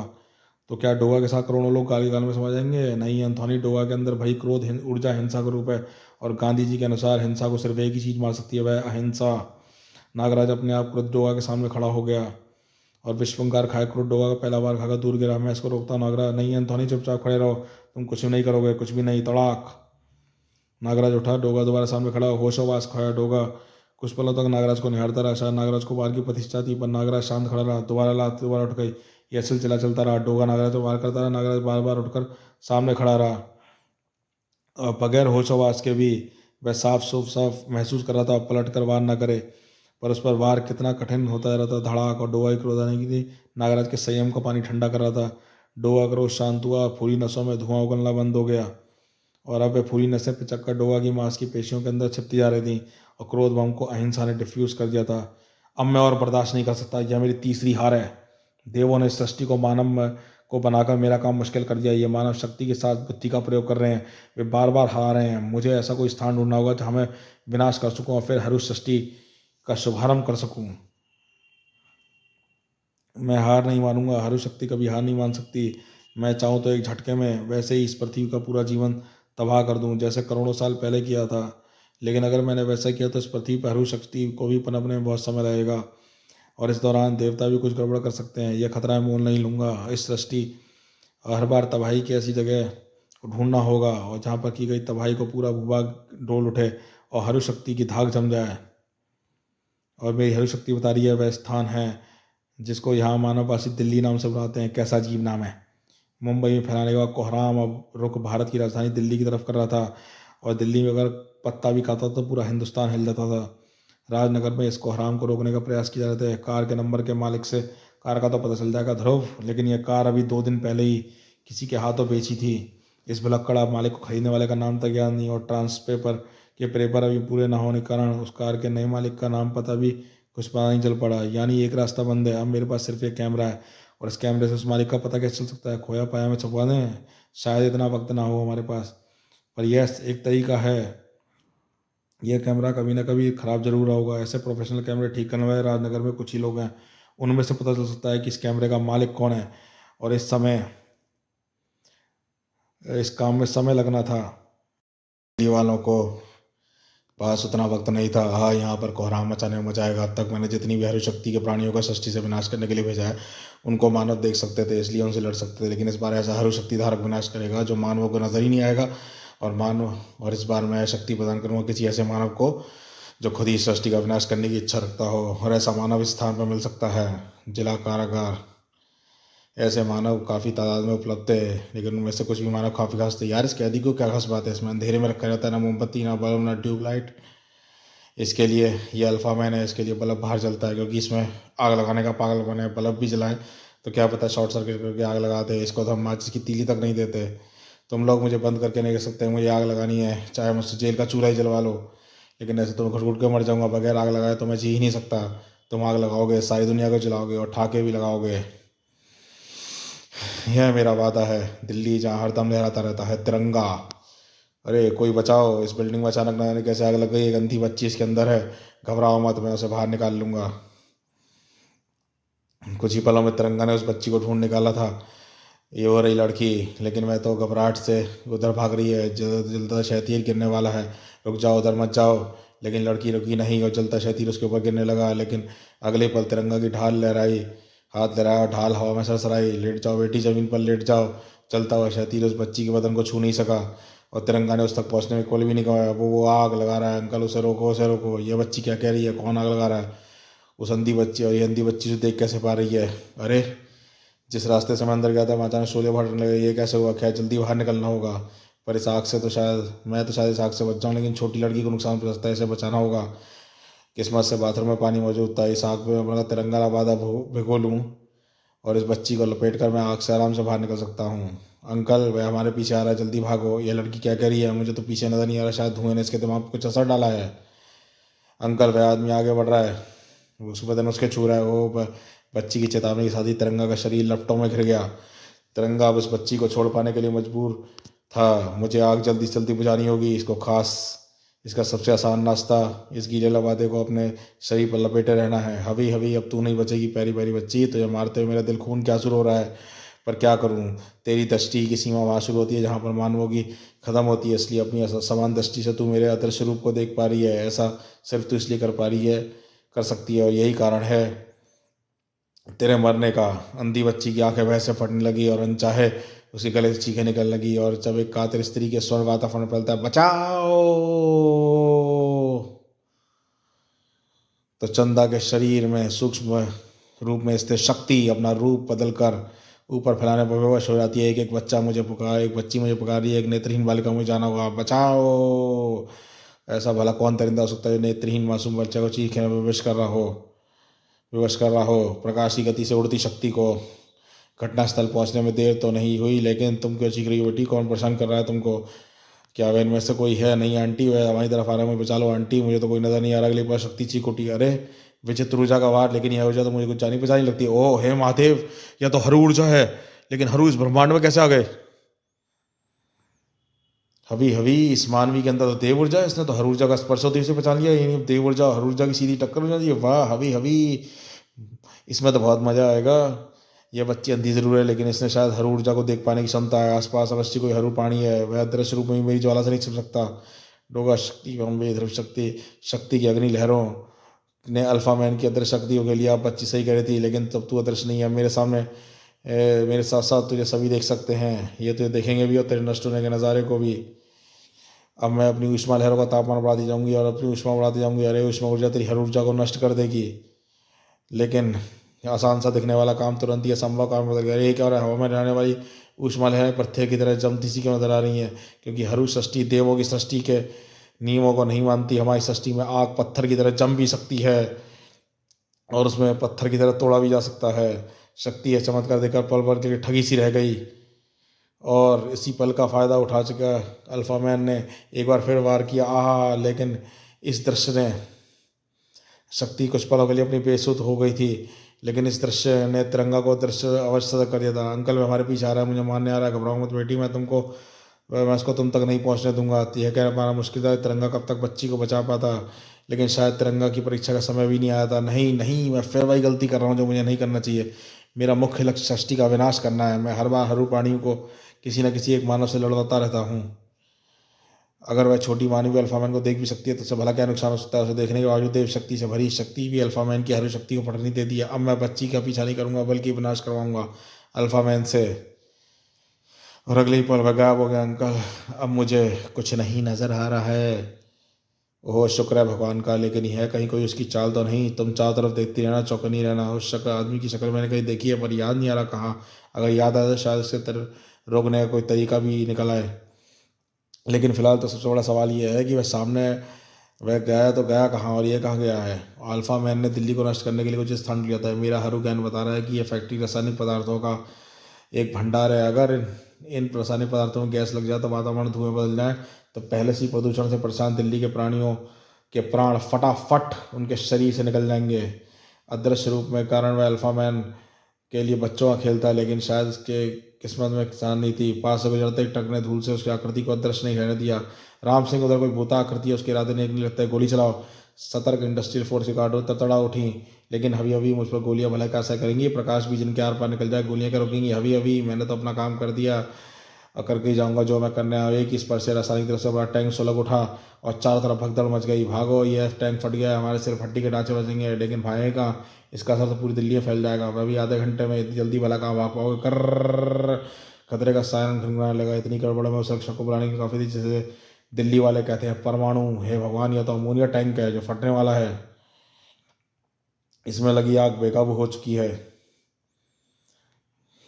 अगर ये फैक्ट्री में ही सहित फट गया तो साथ में केमिकल टैंक भी फट पड़ेंगे। ऐसी कैसे दिल्ली को शमशान बना देंगे।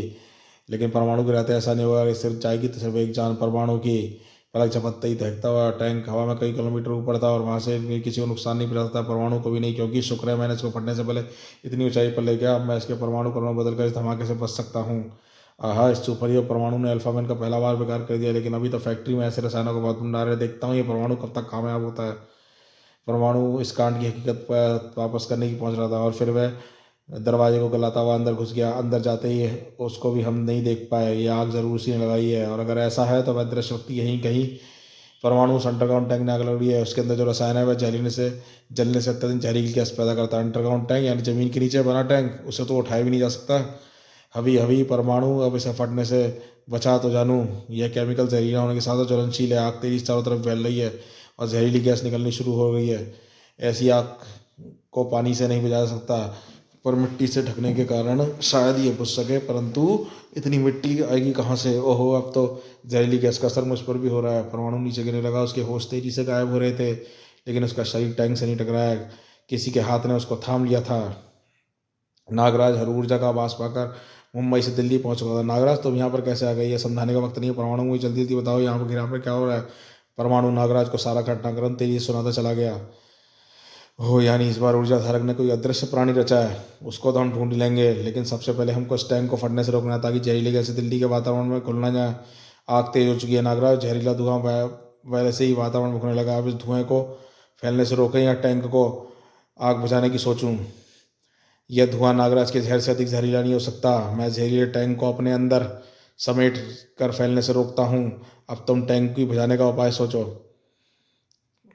नागराज जहरी धुआं को अपने तेजी से अपने अंदर लेने लगा। वुश, और न परमाणु ने अपना ध्यान आग बुझाने के तरीके को केंद्रित करना शुरू किया। इसको मिट्टी से ढकना ही एकमात्र उपाय है ताकि मिट्टी इस आग की ऑक्सीजन तक ना पहुंच पाए। लेकिन कोई भी बगैर ऑक्सीजन की आग नहीं चल सकती। मैं अभी इस आग को ऑक्सीजन से वायुमंडल का संपर्क काट के एटम शील्ड भी कर सकती है।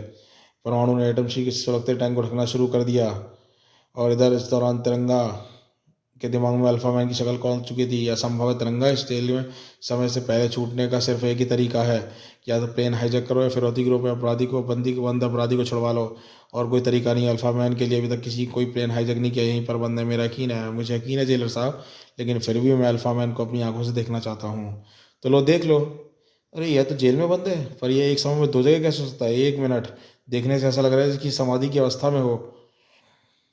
क्या ऐसा हो सकता है कि किस तरह इसने अपनी जेलर साहब इसकी जेल का दरवाजा खोला या कुछ ही मिनटों में तड़ाक? क्या ऐसा हो सकता है कि किस तरह इसने अपनी छाया को ही प्रेषित कराया हो, इसके जरिए विनाश फैला रहा? अगर ऐसा है तो यहाँ पर बेहोश कर देने से प्रक्षेपण खत्म हो जाएगा, छाया गायब हो जानी चाहिए। इस थ्योरी को भी चेक कर लेते हैं। तड़ाक! तिरंगा अल्फा मैन को बेहोश करने के लिए सारे तरीके आजमा चुका था, इस पर तो किसी चीज़ का कोई असर नहीं हो रहा। तभी सर, अभी अभी खबर आई है बदरपुर बॉर्डर पर स्थित बालाजी केमिकल में भीषण आग लग गई है। पुरानी दिल्ली में जहरीली गैस का वो, ये काम भी ज़रूर अल्फा मैन का ही होगा। मैं इसको ले जाने की इजाज़त चाहता हूँ, शायद वहाँ पर मैं इसकी छाया को साथ जोड़ने में कामयाब हो सकूँ। हरू इस नए डेवलपमेंट से अनजान था। मेरी हरू शक्ति का हमला 2 बार विफल हो गया। नागराज परमाणु को रास्ते से हटाए बगैर नष्ट करना संभव नहीं है, इसलिए दोनों को रास्ते से हटाना ही होगा। और अगले ही पल किसी नई मुसीबत की खोज रहे नागराज परमाणु की ऊष्मा किरणें काकर खील उठी। नागराज तुम ठीक तो हो ना? मुझे तो एस्पेक्ट्स की पोशाक ने बचा ली, शायद तुम घायल हो गए हो। मेरे घाव जल्दी बढ़ जाएंगे परमाणु, लेकिन अब हमला करने वाले त्रिशक्ति ने हमको अपनी स्थिति बता दी है। अब मैं ऐसा इंतजाम करूंगा कि हमको देख सके। नागराज ने सर्पों ने अल्फा मैन की आकृति से टकराना शुरू किया। अरे मेरी सर्प सेना से टकरा कर जलती जा रही है। इस तरह बनी अग्नि रेखाओं द्वारा इसकी स्थिति साफ साफ दिख रही है। अब बाकी काम मुझ पर छोड़ दो नागराज। परमाणु ब्लास्ट अल्फा मैन के शरीर से टकराए। अल्फा मैन बुरी तरह से तड़पने लगा। मेरे परमाणु ब्लास्ट इस पर असर कर रहे हैं नागराज, अब यह नहीं बचेगा। ओह, हालांकि ये परमाणु वार अल्फा मैन पर घातक असर नहीं कर रहे, लेकिन अल्फा मैन को ऐसा महसूस हो रहा है जैसे छोटे छोटे कंकड़ों का कोई तूफान उसे टकरा रहा हो। इसे सोचने का मौका नहीं मिल रहा है। इसको परमाणु ब्लास्ट से बचाना होगा, यह बहुत आसान काम है। इन परमाणुओं के जो कण अल्फा मैन को परेशान कर रहे हैं मुख्यतः इलेक्ट्रॉन हैं, ऋण कण। और अल्फा मैन के शरीर का घन आवेशित है, यानी पॉजिटिव चार्ज वाला। पॉजिटिव चार्ज होने के कारण अल्फा मैन का शरीर नेगेटिव चार्ज वाले इलेक्ट्रॉनों को आकर्षित कर रहा है। अगर अल्फा मैन के कण शरीर का चार्ज बदल दिया जाए तो आकर्षण विकर्षण में बदल जाएगा, और विकर्षण अर्थात रिफ्लेक्शन, दूर धकेलना, और विकर्षण पैदा होते ही एटॉमिक ब्लास्ट, इलेक्ट्रॉनों के तूफान ने अपना रुख बदल दिया। ये क्या हो रहा है? एटॉमिक ब्लास्ट पलटकर मेरी तरफ आ रहे हैं। आहा! और परमाणु अपने ही ब्लास्ट से घायल हो गया, और वह आकृति फिर से अदृश्य हो गई है। अब वह ना तो अदृश्य रहेगा, ना ही बच पाएगा। नागराज, तिरंगा तुम और ये तो अल्फा मैन है नागराज, बल्कि कहो अल्फा मैन का शरीर जो अपने ऊर्जा रूप को किसी तरह प्रक्षेपित कर रहा है। लेकिन यह अंधी लड़की उस रूप को देख सकती है। पूरे घटनाक्रम पर नजर रखना हो, ये तो अल्फा मैन के शरीर को यहाँ लिए, ध्यान में शरीर को यहाँ लिया। अगर ये इसके शरीर को यहाँ हर रूप में जोड़ने में कामयाब हो गए तो मेरी हरी शक्ति अल्फा मैन के शरीर में सिमट कर रह जाएगी। ऐसा नहीं होगा, ऐसा नहीं होना चाहिए। अगर ये शरीर यहाँ पे तो हर रूप कहीं हो जाएगा, तबाही मचाएगा। तबाही मचाने के सैकड़ों स्थान है। केमिकल फैक्ट्री ने अंधी लड़की चीख उठी। यह दूर जा रहा है अंकल, उड़ता हुआ बाहर जा रहा है। वो अल्फा मैन ने अपनी चाल बदल दी है। खतरा आपको यहाँ से भागने की कोशिश करा, और यह जहाँ भी जाएगा हम इसका पता लगाकर वहाँ पहुँच जाएंगे। तब तक वह वहाँ से ही भाग लेगा। तब हम कब तक इसके शरीर को उठा उठा घूमेंगे, लेकिन इसको भागने से कैसे रोकेगा? अगर ये रुकेगा, क्योंकि इस बार मैं जानती हूँ कि मुझे किससे लड़ना है। इस बार हर शक्ति देव शक्ति को मात नहीं दे पाएगी। अंधी लड़की द्वारा देंगे शक्ति से दिशा में शक्ति का तीव्र ऊष्मावार लपक पड़ा, और अल्फा मैन की भायाकृति हीटर के तार की तरह लाल होकर नजर आने लगी। अब मैं तुझे गायब नहीं होने दूंगी। तेरी हरु शक्ति को भी देव शक्ति से परास्त करूंगी। देव शक्ति के दूसरे हाथ से देव शक्ति निकलने लगी। आहा! और दो ऊपरी शक्तियां आपस में टकराई, और रात के आकाश में एक नया सूरज चमकने लगा। हरु प्राणी चौक रहा, वो देव शक्ति हरु शक्ति आपस में टकरा कर एक दूसरे को नष्ट कर रही है। अल्फा मैन में इतनी हरु शक्ति नहीं है कि स्त्री में भरी देव शक्ति का मुकाबला कर रहा है। मुझे अल्फा मैन को हरु शक्ति देनी होगी, और हरु शक्ति का बहाव अल्फा मैन की तरफ बढ़ चला। अल्फा मैन की हरु शक्ति की मात्रा बढ़ने लगी। ओह, मेरी देव शक्ति तेजी से नष्ट हो रही है, और देव शक्ति कम होते ही चंदा के रूप में आ जाऊंगी। यह रहस्य अगर खुल गया तो मैं चंदा के शरीर में वास नहीं कर पाऊंगी। मुझे स्वर्गलोक वापस स्वर्गलोक जाना होगा। नहीं, ऐसा नहीं हो सकता। शक्ति असमंजस में पड़ रही थी, और इसका फायदा उठाने में अल्फा मैन ने एक पल भी नहीं गंवाया। और हरु शक्ति का एक प्रचंड वार शक्ति के शरीर से अटक रहा हो। मैं कुछ पलों के लिए इस लड़ाई से हटना होगा, और भी देव शक्ति को सम्मान होगा, वरना खत्म हो जाए रह जाएगी शक्ति, रह जाएगी सिर्फ चंदा। वहीं पर परमाणु तुम ठीक तो ना? क्या हुआ तुमको? मेरे प्रोबॉट से भी संपर्क किया था नागराज, उसने मुझे उसके अनुसार अल्फा मैन ने अपने शरीर के पॉजिटिव चार्ज को नेगेटिव चार्ज कर दिया था, इसलिए रिफ्लेक्शन हुआ। मेरा वार पलटकर मुझी को आ लगा। नागराज का दिमाग तेज चलने लगा। समझा, यानी परमाणु ब्लास्टों से बचने के लिए अल्फा मैन ने अपनी हर ऊर्जा का चार्ज बदल दिया था। अब कुछ कुछ समझ में आ रहा है। अल्फा मैन ऊर्जा का रूप है, अगर उसको नष्ट कर सकता है तो मेरी जैसी कोई ऊर्जा, और वही ऊर्जा जो मेरे अंदर कैद है, वो ये शक्ति है। तुमको क्या हो गया? मैं शक्तिहीन हो गई हूँ नागराज। मैं शक्ति को समेटने में कुछ वक्तों का समय लगेगा। अंकल वह फिर दूर जा रहा है, यानी ये भाग रहा है। इस बार उसको रोकने का हमारे पास कोई रास्ता नहीं है तिरंगा है। परमाणु वह लड़की जिस दिशा में जा रही है उस दिशा में परमाणु प्लस छोड़ो, उसका क्या फायदा। नागराज वह फिर अपने सही चार्ज बदल देगा। परमाणु प्लस मुझे रवाना करो। नहीं, परमाणु समझाने का वक्त नहीं है, जो मैं कह रहा हूँ करो, मेरे पास एक योजना है। परमाणु को नागराज पर विश्वास था, इसलिए प्लस परमाणु प्लस अल्फा मैंने अदृश्य होकर आकृति को एक बार फिर स्पष्ट करे, और फिर वही हुआ जिसका परमाणु को पूरा आभास था।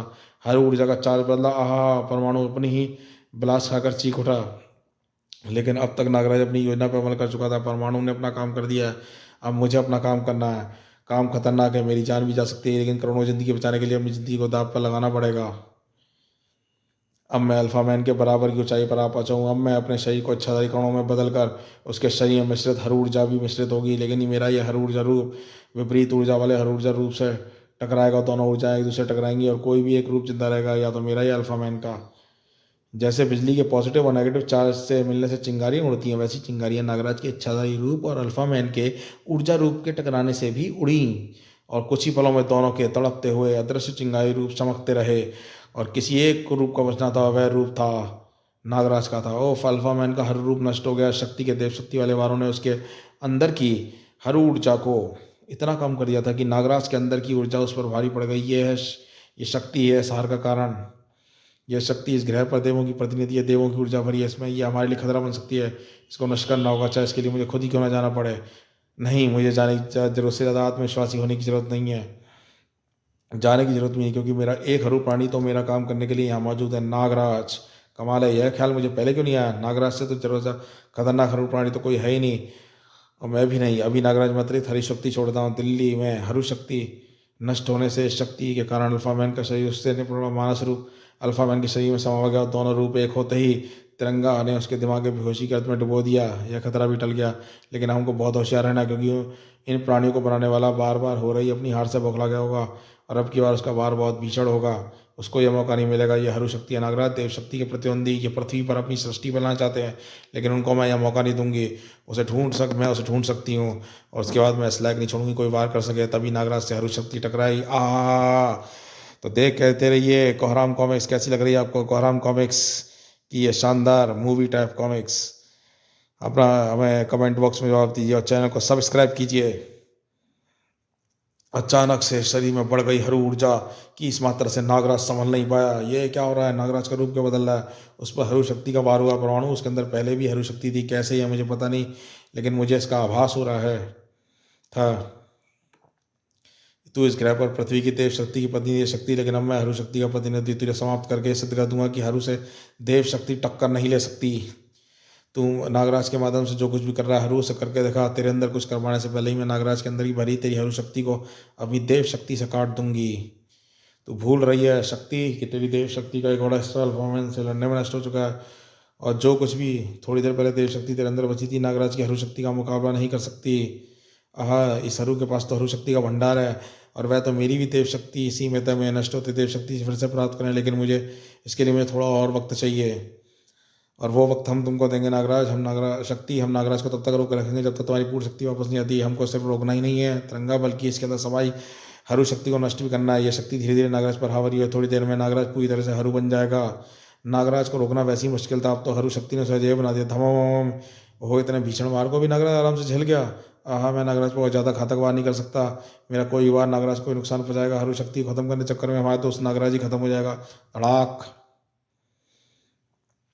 हरु शक्ति के भरे वारों को परमाणु और तिरंगा ने इस स्थिति में पहुंचा दिया था कि संभालने में वक्त नहीं लगेगा, लेकिन इस दौरान शक्ति का खेल खत्म हो जाना था।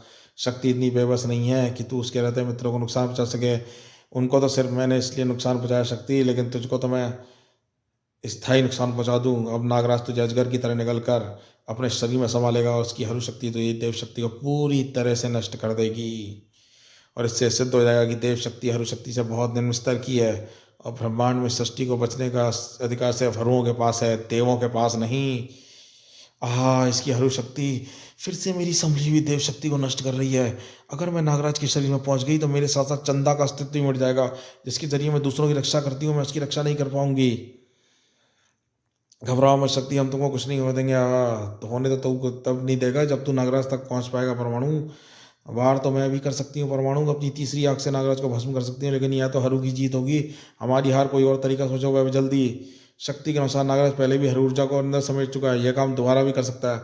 अपने ऊपर हो रही हर ऊर्जा पर खुद भी हावी हो सकता है। सिर्फ उसकी आत्मा को झिझोड़ने की जरूरत है। हमारा ऐसा क्या काम कर सकते हैं नागराज की आत्मा चीख उठे, मैं कर सकती हूँ अंकल। नागराज अंकल बच्चों से बहुत प्यार करते हैं, ये मेरी बात जरूर मानेंगे। बताइए वे किधर हैं? उस तरफ। नागराज अंकल रुक जाइए, आप सबको बचाते हैं फिर आप शक्ति आंटी को निकल जाते हैं। पल भर के लिए नागराज छटक गया। शक्ति पर उसकी पकड़ ढीली हो गई। यन थी बच्ची फिर टांग अड़ा रही है, नागराज की भावनाओं को उकसा रही है। इंसानी भावनाओं के आगे मेरी हर शक्ति बेकार है। यह मैं डोगा वाली घटना में देख चुका हूँ, दोबारा ऐसा नहीं होगा। हर शक्ति के कारण नागराज के अंदर घुसा शैतान बाहर नहीं निकलेगा। अगले ही पल आगे बढ़ती बच्ची चीख उठी हलवा खाकर। नागराज का ध्यान मत उठा बच्ची, वरना नागराज तुझे टुकड़ों में बांट देगा। आई नागराज की जिंदगी में पहली बार किसी मासूम पर वार किया था। बच्ची की चोट लगी थी। देर पर भी बच्चों के दिल की साफ दिल की बात जुबान पर तुरंत जाती है। आपने मुझे क्यों मारा नागराज अंकल? मैं तो कोई शैतानी नहीं की थी, सुबह नहीं कर रही थी। आपने कभी किसी की जान नहीं ली नागराज अंकल, आप ऐसे कैसे कर सकते हैं? आपने कसम खाई है, फिर आप सुबह शक्ति आंटी को मारकर अपनी कसम क्यों तोड़ रहे हैं? अपनी कसम मत तोड़ो अंकल, मत तोड़ो। मासूम बच्चे किसी क्या तो पत्थर को भी धड़का सकती हैं, फिर ये तो नागराज का दिल था जो शैतानों के लिए पत्थर था और बच्चों के लिए मोम की तरह मुलायम था। सिसकियों के साथ साथ अपनी कसम याद कराने की अदा ने नागराज की शख्सियत को झंझोड़ डाला, और जो हरु शक्ति की बोझ तले दबी थी, लेकिन अब नागराज को कोई ताकत दबा नहीं सकती थी। और जो तिरंगा सोचा ठीक वैसा ही हुआ। नागराज की अंतरात्मा को हिला देने वाली घटना घट चुकी थी, और नागराज के अदम में अच्छा शक्ति हरु शक्ति पर हावी हो रही थी। नागराज सामान्य हो रहा था। वाह बेटी, मान गए तुझे, तूने वैसे ही कहा था, जैसा जैसा कहा था वैसा ही कर दिखाया। ओफ, यह इंसानी भावनाएं क्यों इतनी शक्तिशाली है? इंसानी भावनाएं। एक ही बच्ची की सिसकी ने मेरी हरु शक्ति को दबा दिया। हार गया मैं, हार गया हरु शक्ति सृष्टि के मानव से। लेकिन अगर हरु शक्ति हारेगी तो देव शक्ति को भी हारना होगा। हरु अगर डूबेंगे सनम तो देवों को भी ले डूबेंगे। मैं तो नष्ट कर दूंगा इस देवों की सृष्टि को। ऐसा विनाश, ऐसा कोहराम मचाऊंगा कि यहाँ पर दोबारा कोई सृष्टि पनप ही नहीं पाएगी। नष्ट हो जाएंगे मानव और सारी अन्य जीवित प्रजातियाँ। ये जमीन पर चलने वाले पशु, पानी में तैरने वाली मछलियाँ, हवा में उड़ने वाले पक्षी, ये सारे पेड़ पौधे वनस्पतियाँ, सब कुछ, हर जिंदा चीज चल रही। अरे अरे, अभी मैंने क्या कहा? पेड़ पौधे वनस्पतियां, इनमें भी तो जीवन होता है, परंतु इच्छा शक्ति ना के बराबर होती है, और ये किसी भी अन्य जीवित प्रजाति से कई गुना अधिक शक्तिशाली होते हैं। ये करेंगे मेरा काम, ये मचाएंगे कोहराम। लेकिन इनका सबसे बड़ा दुश्मन मानव ही है। उसने हर जगह पेड़ पौधे काट दिए। इतनी तादाद में पेड़ पौधे कहाँ मिलेंगे जिससे मैं कोहराम मचा सकूँ? हाँ, वह स्थान मुझे नजर आ रहा है, वहाँ पर पेड़ों का विशाल समूह है। मानव इसे जंगल कहते हैं, लेकिन इस स्थान का नाम क्या है? आसाम। आसाम कहते हैं इसको। अब आसाम से होगी षष्ठी की शाम, अंत की शुरुआत। आसाम प्रगति गोद में पलता मनोरंजन सात विस्फोटक प्रांत, जिसकी राजधानी गुवाहाटी की चांद से चेहरे पर आतंकवादियों और आदिवासियों ने दाग लगा रखा था। आसाम आसामियों का है। जो भी बाहर वाला यहाँ आकर रहेगा उसे टैक्स देना होगा। तू विदेशी है, हमारे लिए निकाल टैक्स 5 लाख रुपए। लेकिन इतना पैसा मेरे पास नहीं है। मैं वैसे भी मैं विदेशी नहीं हूँ, मैं तो यहाँ 20 साल से रह रहा हूँ। 20 साल रहे या 50 साल, तू विदेशी है और विदेशी हर्जाना नहीं देगा तो मरेगा। ठहरो, मैं एक आसामी हूँ। मैं तुम्हारी बातों को नहीं मानता। अगर आसामियों के दूसरे राज्य में जाकर बसने में प्रतिबंध, तुम कौन हो दूसरों को यहाँ पर ऐतराज करने वाले? ये लीडर हट वरना तुझे भी असमवासी से स्वर्गवासी बना देंगे। पैसे नहीं है तो मरने के लिए तैयार हो जा। हे भगवान, तू ही कुछ कर। समझ समझ दे इनको, या जिंदगी बख्श दे मेरी। क्यों एक निरपराध की हत्या होते दिख रहा है। कहते हैं भगवान के घर देर चाहे हो पर अंधेर नहीं है, लेकिन यहाँ तो ना देर था ना अंधेर। अबे अबे, ये क्या हो रहा है? किसने गटर में खाद डाल दी क्या? बचाओ गुरु, मेरी तो हड्डियां कड़कड़ा रही हैं। पूरी गुवाहाटी में ये दृश्य था। इमारतों के जोड़ों में घुस घुस कर उनको जड़ें घुस घुस कर उनको ढा रही थी। सड़कों पर नामो निशान मिट रहा था। चारों तरफ कोहराम मच रहा था। लेकिन इस मुसीबत से निपटने का रास्ता किसी को सूझ नहीं रहा था। अभी अभी इस विनाश को देखने के लिए तो मज़ा आ रहा है। पहले मैं वनस्पतियाँ सृष्टि का नष्ट करेंगी, और फिर वनस्पतियों को मैं नष्ट करूंगा, और अब ये कोहराम फैलाएंगी पूरी पृथ्वी पर। फैल। इस पृथ्वी की मुसीबत का केंद्र अभी तक शांत है, जैसे तूफान के केंद्र में एकदम शांति होती है। देखो गोभी कितने शांत हैं। पेड़ पौधे, इनमें भी जीवन होता है, लेकिन ये सिर्फ देते हैं, मांगते कुछ नहीं। किसी को कोई नुकसान नहीं पहुंचाते। अगर ये कुछ मांगते हैं तो थोड़ा सा प्यार, ये तो मैं ही मांगता हूँ। क्या कहा तुमने? गोभी कुछ नहीं, मैं तो यूं ही बड़बड़ा रहा था। अरे अब क्या हुआ? पुछ। इस पौधे ने मुझे चूमा। अब ये भी सच्ची, शायद ये तुम्हारे प्यार का जवाब देना चाहता। चलो, कम से कम इसने तुम्हारा हाथ तो नहीं पकड़ा। कोबी, जैन, अब क्या? अरे कहाँ गायब हो गई? तुम कहाँ हो जैन? मैं हूँ कोबी, इस जैन ने मुझे पकड़ लिया है। कोबी से कंपटीशन कर रहा है, अभी बताता हूँ इसको। लेकिन इससे पहले ही कोबी कुछ परवाता, उसके शरीर से जटाएं आकर लिपट गई। हाँ, ये क्या हो रहा है? हक असंभव सच होता नजर आ रहा है। जटाएं मेरे गले से आकर कस गई हैं। हे भेड़ी देवता, मदद भी नहीं चला सकता, अब क्या करूँ? हाँ, मैं अपनी पूछ जरूर बढ़ा सकता हूँ। और अब मैं अपने शरीर से इस पेड़ के तने के पास ले जाता हूँ जिनकी जटाएं मुझे जकड़े हुए हैं, और एक बार मैं इस पेड़ तक पहुँच गया तो गदा बगैर इस पेड़ की शाखाएं तोड़ दूंगा और इसको पेड़ को चीर कर रख दूंगा। कोबी ने चिड़ती जगह पकड़ ढीली हो गई और जेन से भी यकीन नहीं होता है इतनी भीषण शक्ति यह प्राणी देव षष्ठी का नहीं रखता। इसकी शक्ति अवश्य हर हुआ देव षष्ठी के अलावा किसी शक्ति न रचा है, लेकिन यह रक्षा तो पृथ्वी की कर रहा है। देखते हैं हरु शक्ति से कैसे निपटता है। जैन कोबी अब क्या हुआ, मैं जरा सा तुमसे मिलने का चला आया। जैन पेड़ पौधे इंसान सबको तकलीफ होगी, अगर ये भेड़िया होगा तो कसम गदा की आज मैं उसे जिंदा नहीं छोड़ूंगा। लेकिन आने वाला भेड़िया नहीं था, कोई और था। पूजा बाबा आज भेड़िया भेड़िया बुलाना छोड़ो, कोबी कोबी क्यों चिल्ला रहे, क्योंकि भेड़िया 7 कबीलों की शांति सभा में गया 2 कबीलों का झगड़ा मिटाने। छोड़ो कोबी, पर आप हमको ढूंढते हुए क्यों चले आए बाबा? क्योंकि इस संसार पर मुसीबत टूट पड़ी है।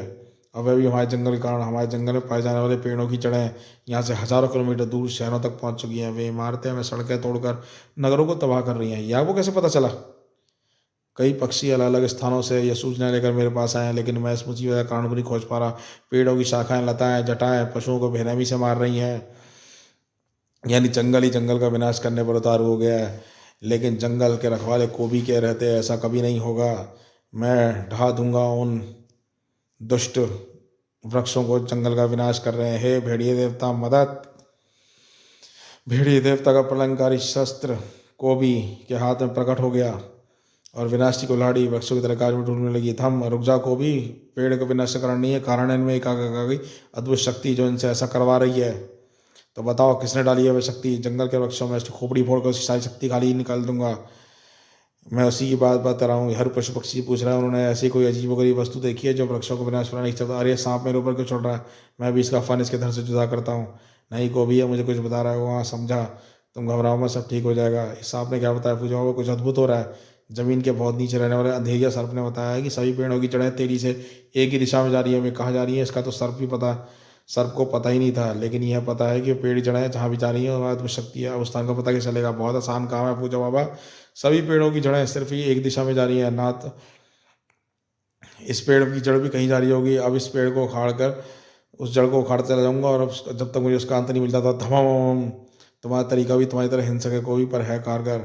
इसी वक्त राजनगर में, हाँ ये कैमरा मैंने इसे देखा तो ऐसा ठीक भी क्या? ये पुरानी रसीद है, देख कर चेक करता हूँ। इसकी रसीद भी होगी, इसके मालिक का नाम पता भी होगा। गुड, जरा जल्दी चेक कीजिएगा प्लीज़। लेकिन इसमें तो रील भरी हुई है, एक्सपोज खींची हुई, इसका क्या करना है?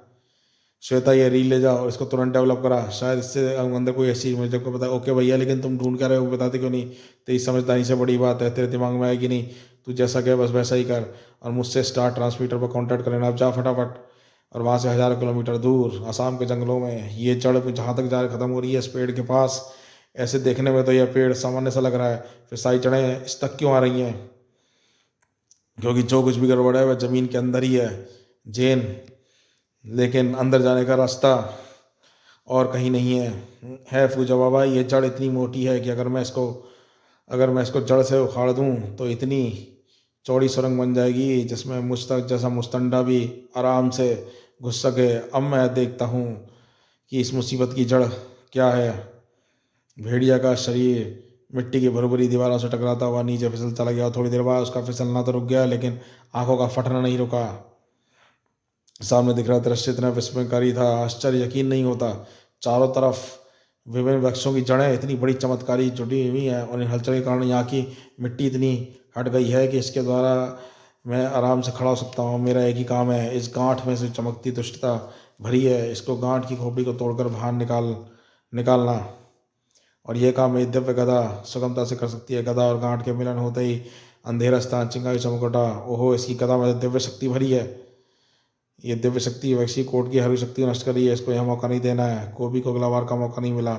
ओह, ये जड़ें मुझ पर शिकंजा कस रही हैं और मेरे अंदर गदा भी छीन कर ले जा रही हैं। ओह, ये शिकंजा तो मेरी हड्डियां तोड़ रहा है। गदा को मारने की इसकी चमक कमज़ोर पड़ रही, यानी मेरी गदा की शक्ति इस गाँव की दुष्टता गांठ की दुष्टता को नष्ट कर रही है। मुझे यह बात पहले ही समझ जानी चाहिए थी, लेकिन भरपूर वार करना चाहिए। यार तो मौका हाथ से निकल गया। गदा तो मैं नहीं पहुंच सकता, लेकिन इस शिकंजे के मरने से पहले मैं छूट नहीं सकता।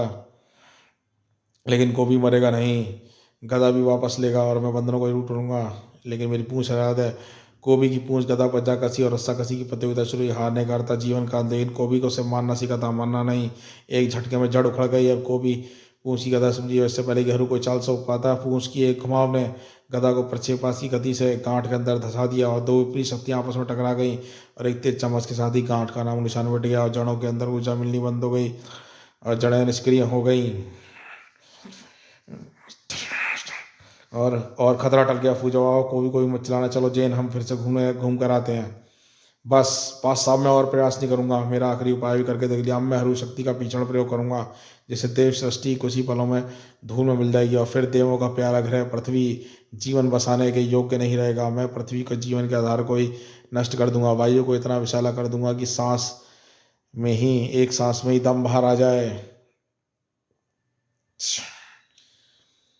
और वहां से दूर दिल्ली में शक्ति चौकटी मिल गया। हर शक्ति का धारक पता मिल गया। इस वक्त वह आसाम की पहाड़ियों पर। लेकिन यह क्या, वह तो पृथ्वी के वातावरण को विशाल कर रहा है। हमें रोकना को तुरंत वहां पहुंचना होगा। रुको शक्ति, वह प्राणी जो कोई भी काफी शक्तिशाली मालूम होता है, उसको हम अपनी शक्ति बढ़ाकर जाना चाहिए।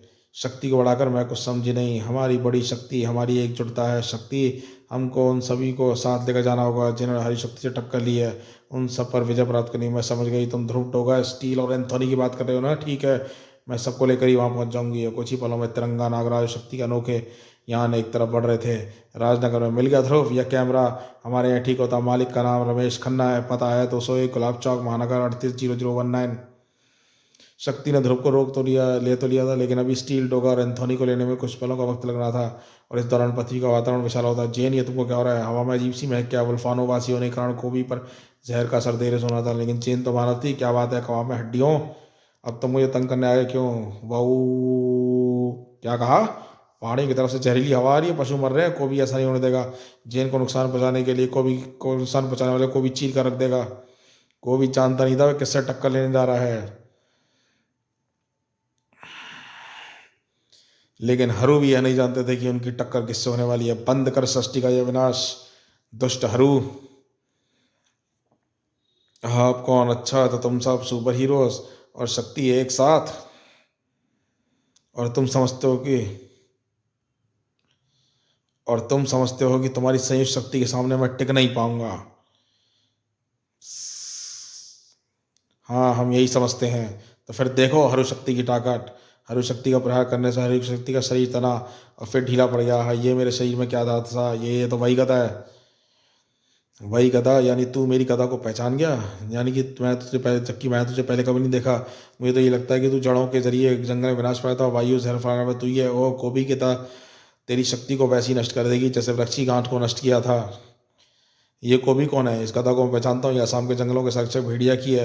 ये शक्ल से कोबी का इसका रूप है। यह गदा दिव्य रूप से भरी है, शायद इसके कारण ये हरू की शक्ति को नष्ट कर पा रही है। ये अभी भी असंतुलित अवस्था में है। इस वक्त इस पर काबू पाना बहुत आसान है।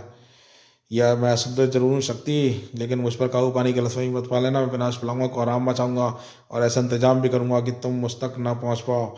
अब देखो हरू सृष्टि की ताकत। अरे, इसकी आंखों की किरण पड़ती चट्टानों में से आकृतियां उभर रही हैं। ये हमारे ही प्रतिरूप है शक्ति, सभी के प्रतिरूप। अब मैं समझा हरू के इंतजाम का मतलब। ऐसा नजारा मैं पहले भी देख चुका हूँ। तब चंडकाल नाम के राक्षस ने मेरे और साथियों के प्रतिरूप बना दिए थे। फिर तुमने उसे छुटकारा कैसे बनाया? ध्रुव के कुछ जवाब दे मारने से पहले ध्रुव की बोलती बंद हो गई। धम, आहा, इन प्रतिरूपों में तो हमारी शक्तियां भी हमारे रूपों जैसी ही हैं। ठन ठन ठन ठन ठन थम थुम थाड़ थू थाड़। थोड़ा सा फर्क है मानवो। इन प्रतिरूपों के बारे में जो हरू शक्ति भरी है उसका स्वाद तुमने पहले कभी नहीं चखा होगा। हम दिन से लड़ते रह जाएंगे और इस दौरान हरू पृथ्वी के जीवन रहित बना देगा। ऐसा नहीं होगा नागराज, क्योंकि हरू फिर से पृथ्वी के वातावरण को विशाल बना रहा है। तुम बताते क्यों नहीं? ऐसी परिस्थिति तुम पहले कैसे निपटे थे? इससे उस हम समान शक्ति रखने वाले अपने ही प्रतिरूपों से लड़ेंगे तो जीत हार का फैसला कभी नहीं होगा। ऐसी परिस्थिति के लिए हमने अपने अपने प्रतिद्वंदी को पकड़ लिया था, पर उस वक्त हम 3 थे। अभी हमारे 9 प्रतिरूप है। मेरे ख्याल से हम 2 ग्रुपों में अपने प्रतिद्वंदी को चुनकर उनका सामना करना चाहिए। स्टील और डोगा, तुम कोबी और तिरंगा के प्रतिरूपों को संभालो। मैं और कोबी नागराज तथा परमाणु के प्रतिरूपों को संभालते हैं। नागराज परमाणु स्टील एवं शक्ति के प्रतिरूपों से बढ़ेंगे। बचे शक्ति और तिरंगा और एंथोनी में मेरे एंथोनी और डोगा के प्रतिरूपों से निपट लेंगे। समझ गए? मैं कुछ नहीं समझा। मुझे सीधी सादी हिंदी भाषा में ये बताओ कि मुझे किसका खून पीना है? तुम्हें परमाणु का खून पीना है। कोबी, पीली और हरी पोशाक वाले का, अगर ये लड़ाई जल्दी जीत गई तो औरों का भी खून पीने को मिलेगा। कोबी लड़ाई जल्दी जीतता है। घबराओ मत कोबी, ये लड़ाई जल्दी जीती जाएगी, क्योंकि इस लड़ाई में तुम अकेले नहीं लड़ोगे, मैं तुम्हारा साथ दूंगा। धम। इस दौरान मैं डुप्लीकेट स्टील से लड़ने के साथ साथ यहाँ के वातावरण में फैले जहर को पीकर नष्ट कर दूंगा, ताकि कि इसमें से किसी पर जहर का असर ना हो। नागराज के खाली होते ही उसका अपना ध्यान प्रतिद्वंदी स्टील की तरफ गया। नागराज, जल्दी जीतना, डुप्लीकेट शक्ति से निपटने में तुम्हारी मदद की जरूरत पड़ सकती है। तड़ाक, मदद की ज़रूरत तो मुझे ही पड़ेगी परमाणु, क्योंकि स्टील के घातक रॉकेट और ग्रेनेडों का इस्तेमाल करना आता है मुझको। तो इन चीज़ों ने नुकसान पहुंचा रखा। आखिर में बार बार कब तक इच्छा ही करो बदलता रहूँगा। बूम, इसमें मैं तुम्हारी मदद करूंगा नागराज। मैं दोनों ब्रेसलेट से परमाणु ब्लास्ट छोड़ सकता हूँ एक साथ। परमाणु का ध्यान परबड़ के लिए स्टील प्रतिरूप के शक्ति प्रतिरूप ने इसका फायदा उठाया और शक्ति की उष्मा लहर निश्चित ही परमाणु की एक्सप्रेस पोशाक को गलाकर उसके शरीर से चिपका दिया था। लेकिन ग्रुप में लड़ने का यही तो फायदा होता है कि एक पर होने वाले वार को दूसरा जो है बीच में ही रोक ले। शीतनाग कुमार, तुम्हारी शक्ति बहुत काम आ रही है। स्टील और डोगा की जोड़ी। तिरंगा प्रतिरूप कोई प्रतिरूप से उलझी हुई थी। तिरंगा की ढाल किसी मजबूत मेटल कंपाउंड से बनी है। मेरे ब्लास्ट की नकल तक को भेद नहीं पा रहे हैं। तू तो उससे निपट ही लेगा, लेकिन ध्रुव की मुझसे कौन सी दुश्मनी थी जो उसने मेरे पल्ले इस खूंखार को बांध दिया। इसके सर पे तो खून सवार है। इसकी पूंछ तो, इसकी जकड़ तो अजगर की कुंडी से भी जा शक्तिशाली है। इसकी अब गदा, मेरी गदा सिर फोड़ देगी, मैं कुछ नहीं कर पाऊंगा। स्टील ऐसा नहीं हो जाएगा। तू गुनहगार, कानून का गुनहगार, इसलिए कानून ही तुझे पकड़ सकता है, को भी नहीं।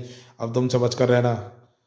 जैसी परमाणु का ध्यान शक्ति प्रतिरूप से हटा, स्टील का ध्यान तिरंगा प्रतिरूप से हट गया था और ढाल के नुकीले तेज वार हवा से काट रहे थे। हवा के बाद बारी स्टील के सर के थी, लेकिन धन शुक्रिया कर स्टील, मैं तुझे डोगा को पकड़ने का एक मौका दे दिया। तुझे जिंदा पकड़ कर रखकर इसमें भीषण टकराव पहाड़ियों की दूसरी तरफ हुआ था। यह मुर्दा बनकर मेरी शक्तियों की सीमा से बाहर निकल गया। अब तो मृत्युदेव का हक है, इसलिए मैं इस पर मेरे कारगर सिद्ध नहीं हो रहे हैं, लेकिन सिर्फ इसकी हरु शक्ति ही इसको काट पा रही है।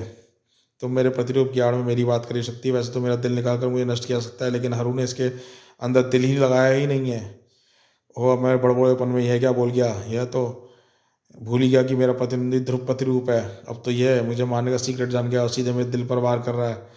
तुम तो टेलीपोर्ट होकर बच जाओगे एंथोनी, लेकिन डोगा प्रतिरूप तो मुझे इस दुनिया से टेलीपोर्ट कर देगा। यह तो सिर्फ गोलियों की जुबान जानता है और भाषा मुझे आती नहीं। ठन ठन ठन, लड़ो लड़ो, लड़ते रहो ताकि मैं शांति से सृष्टि का सफाया कर सकूं। लड़ाई की गति तेज हो रही थी, लेकिन मामला हर बार की हद तक पहुंच रहा था।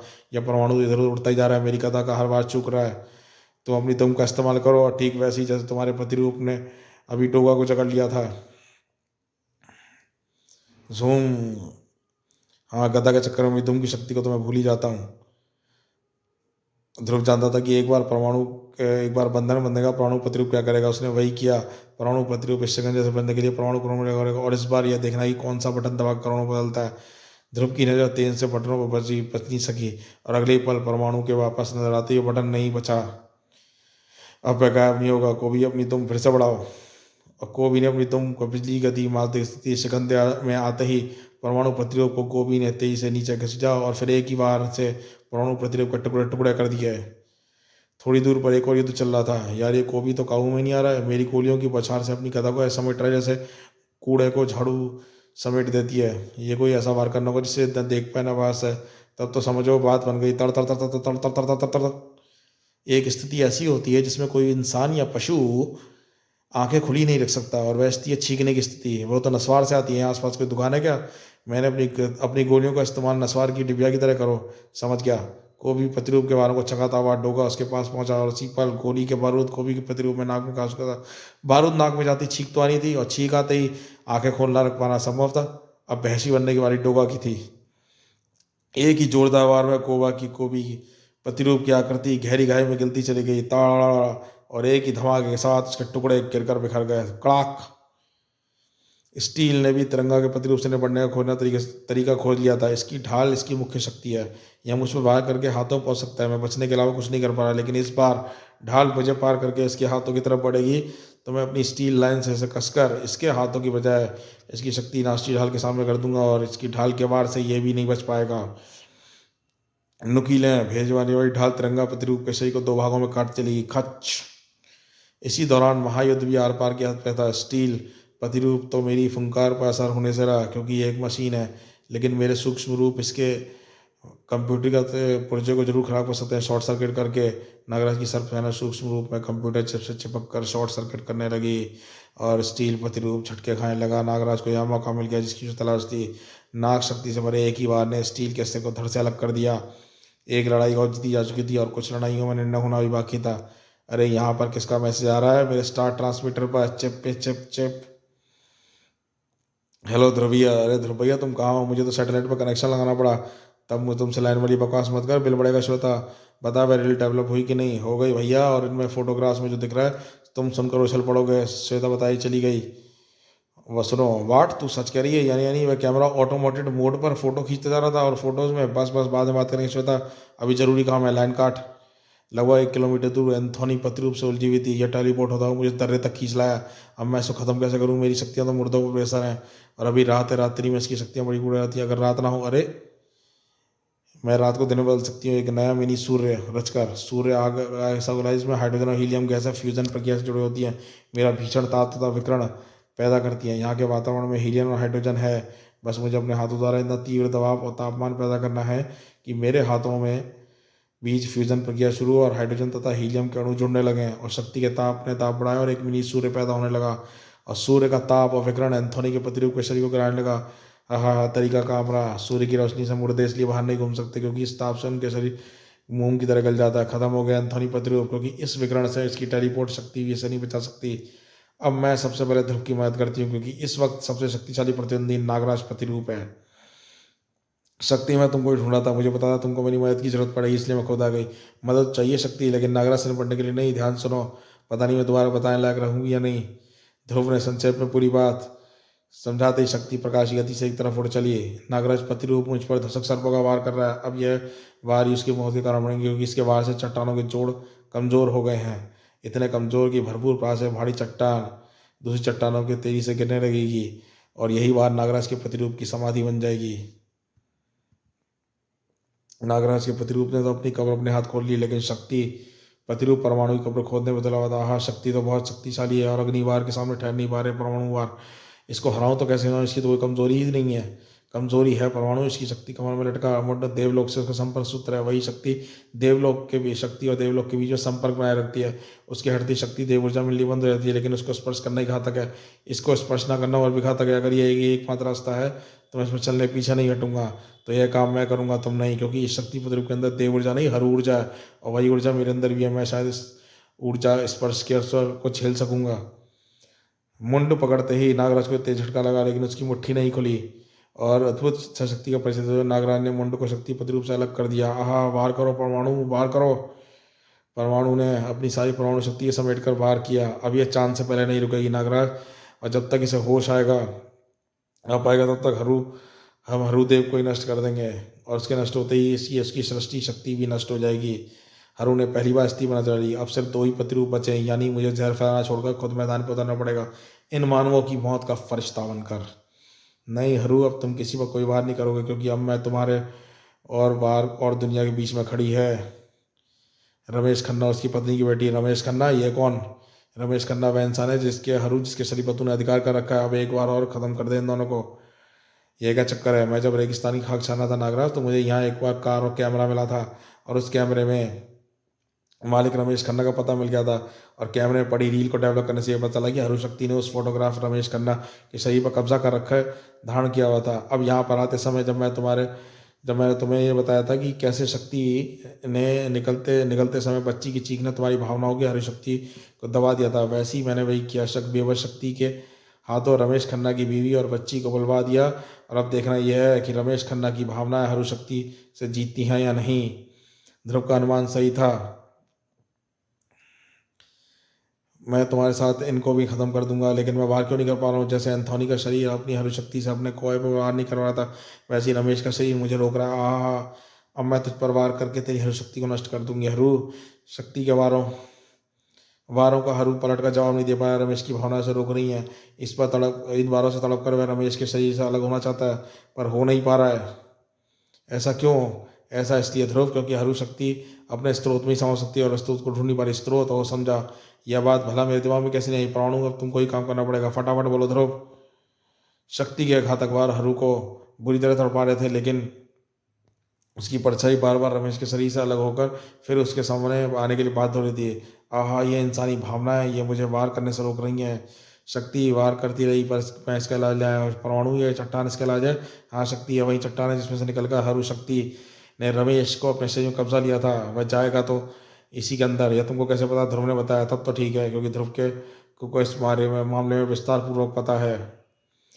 शक्ति ने देव शक्ति से भरे वारों को तीव्रता और बढ़ गई, और इस पिटाई से बिलबिला रही हरू शक्ति का बचाव का एक ही रास्ता समझ में आया। हरू उसी चट्टान में जा घुसा है, और एक चट्टान उसी पिछल तारे का हिस्सा है जो उससे टूटकर अलग हो गया था। मैं उसको फिर से उसी पिछल तारे को वापस करके आती हूँ।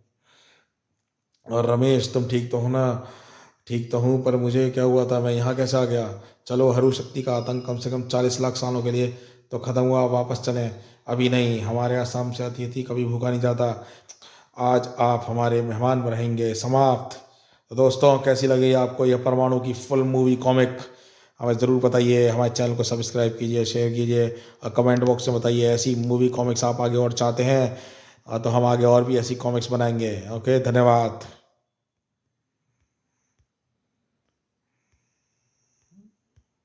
कॉमिक्स माई लाइफ चैनल को ज़रूर अपलोड करिए, ज़रूर इसे शेयर कीजिए।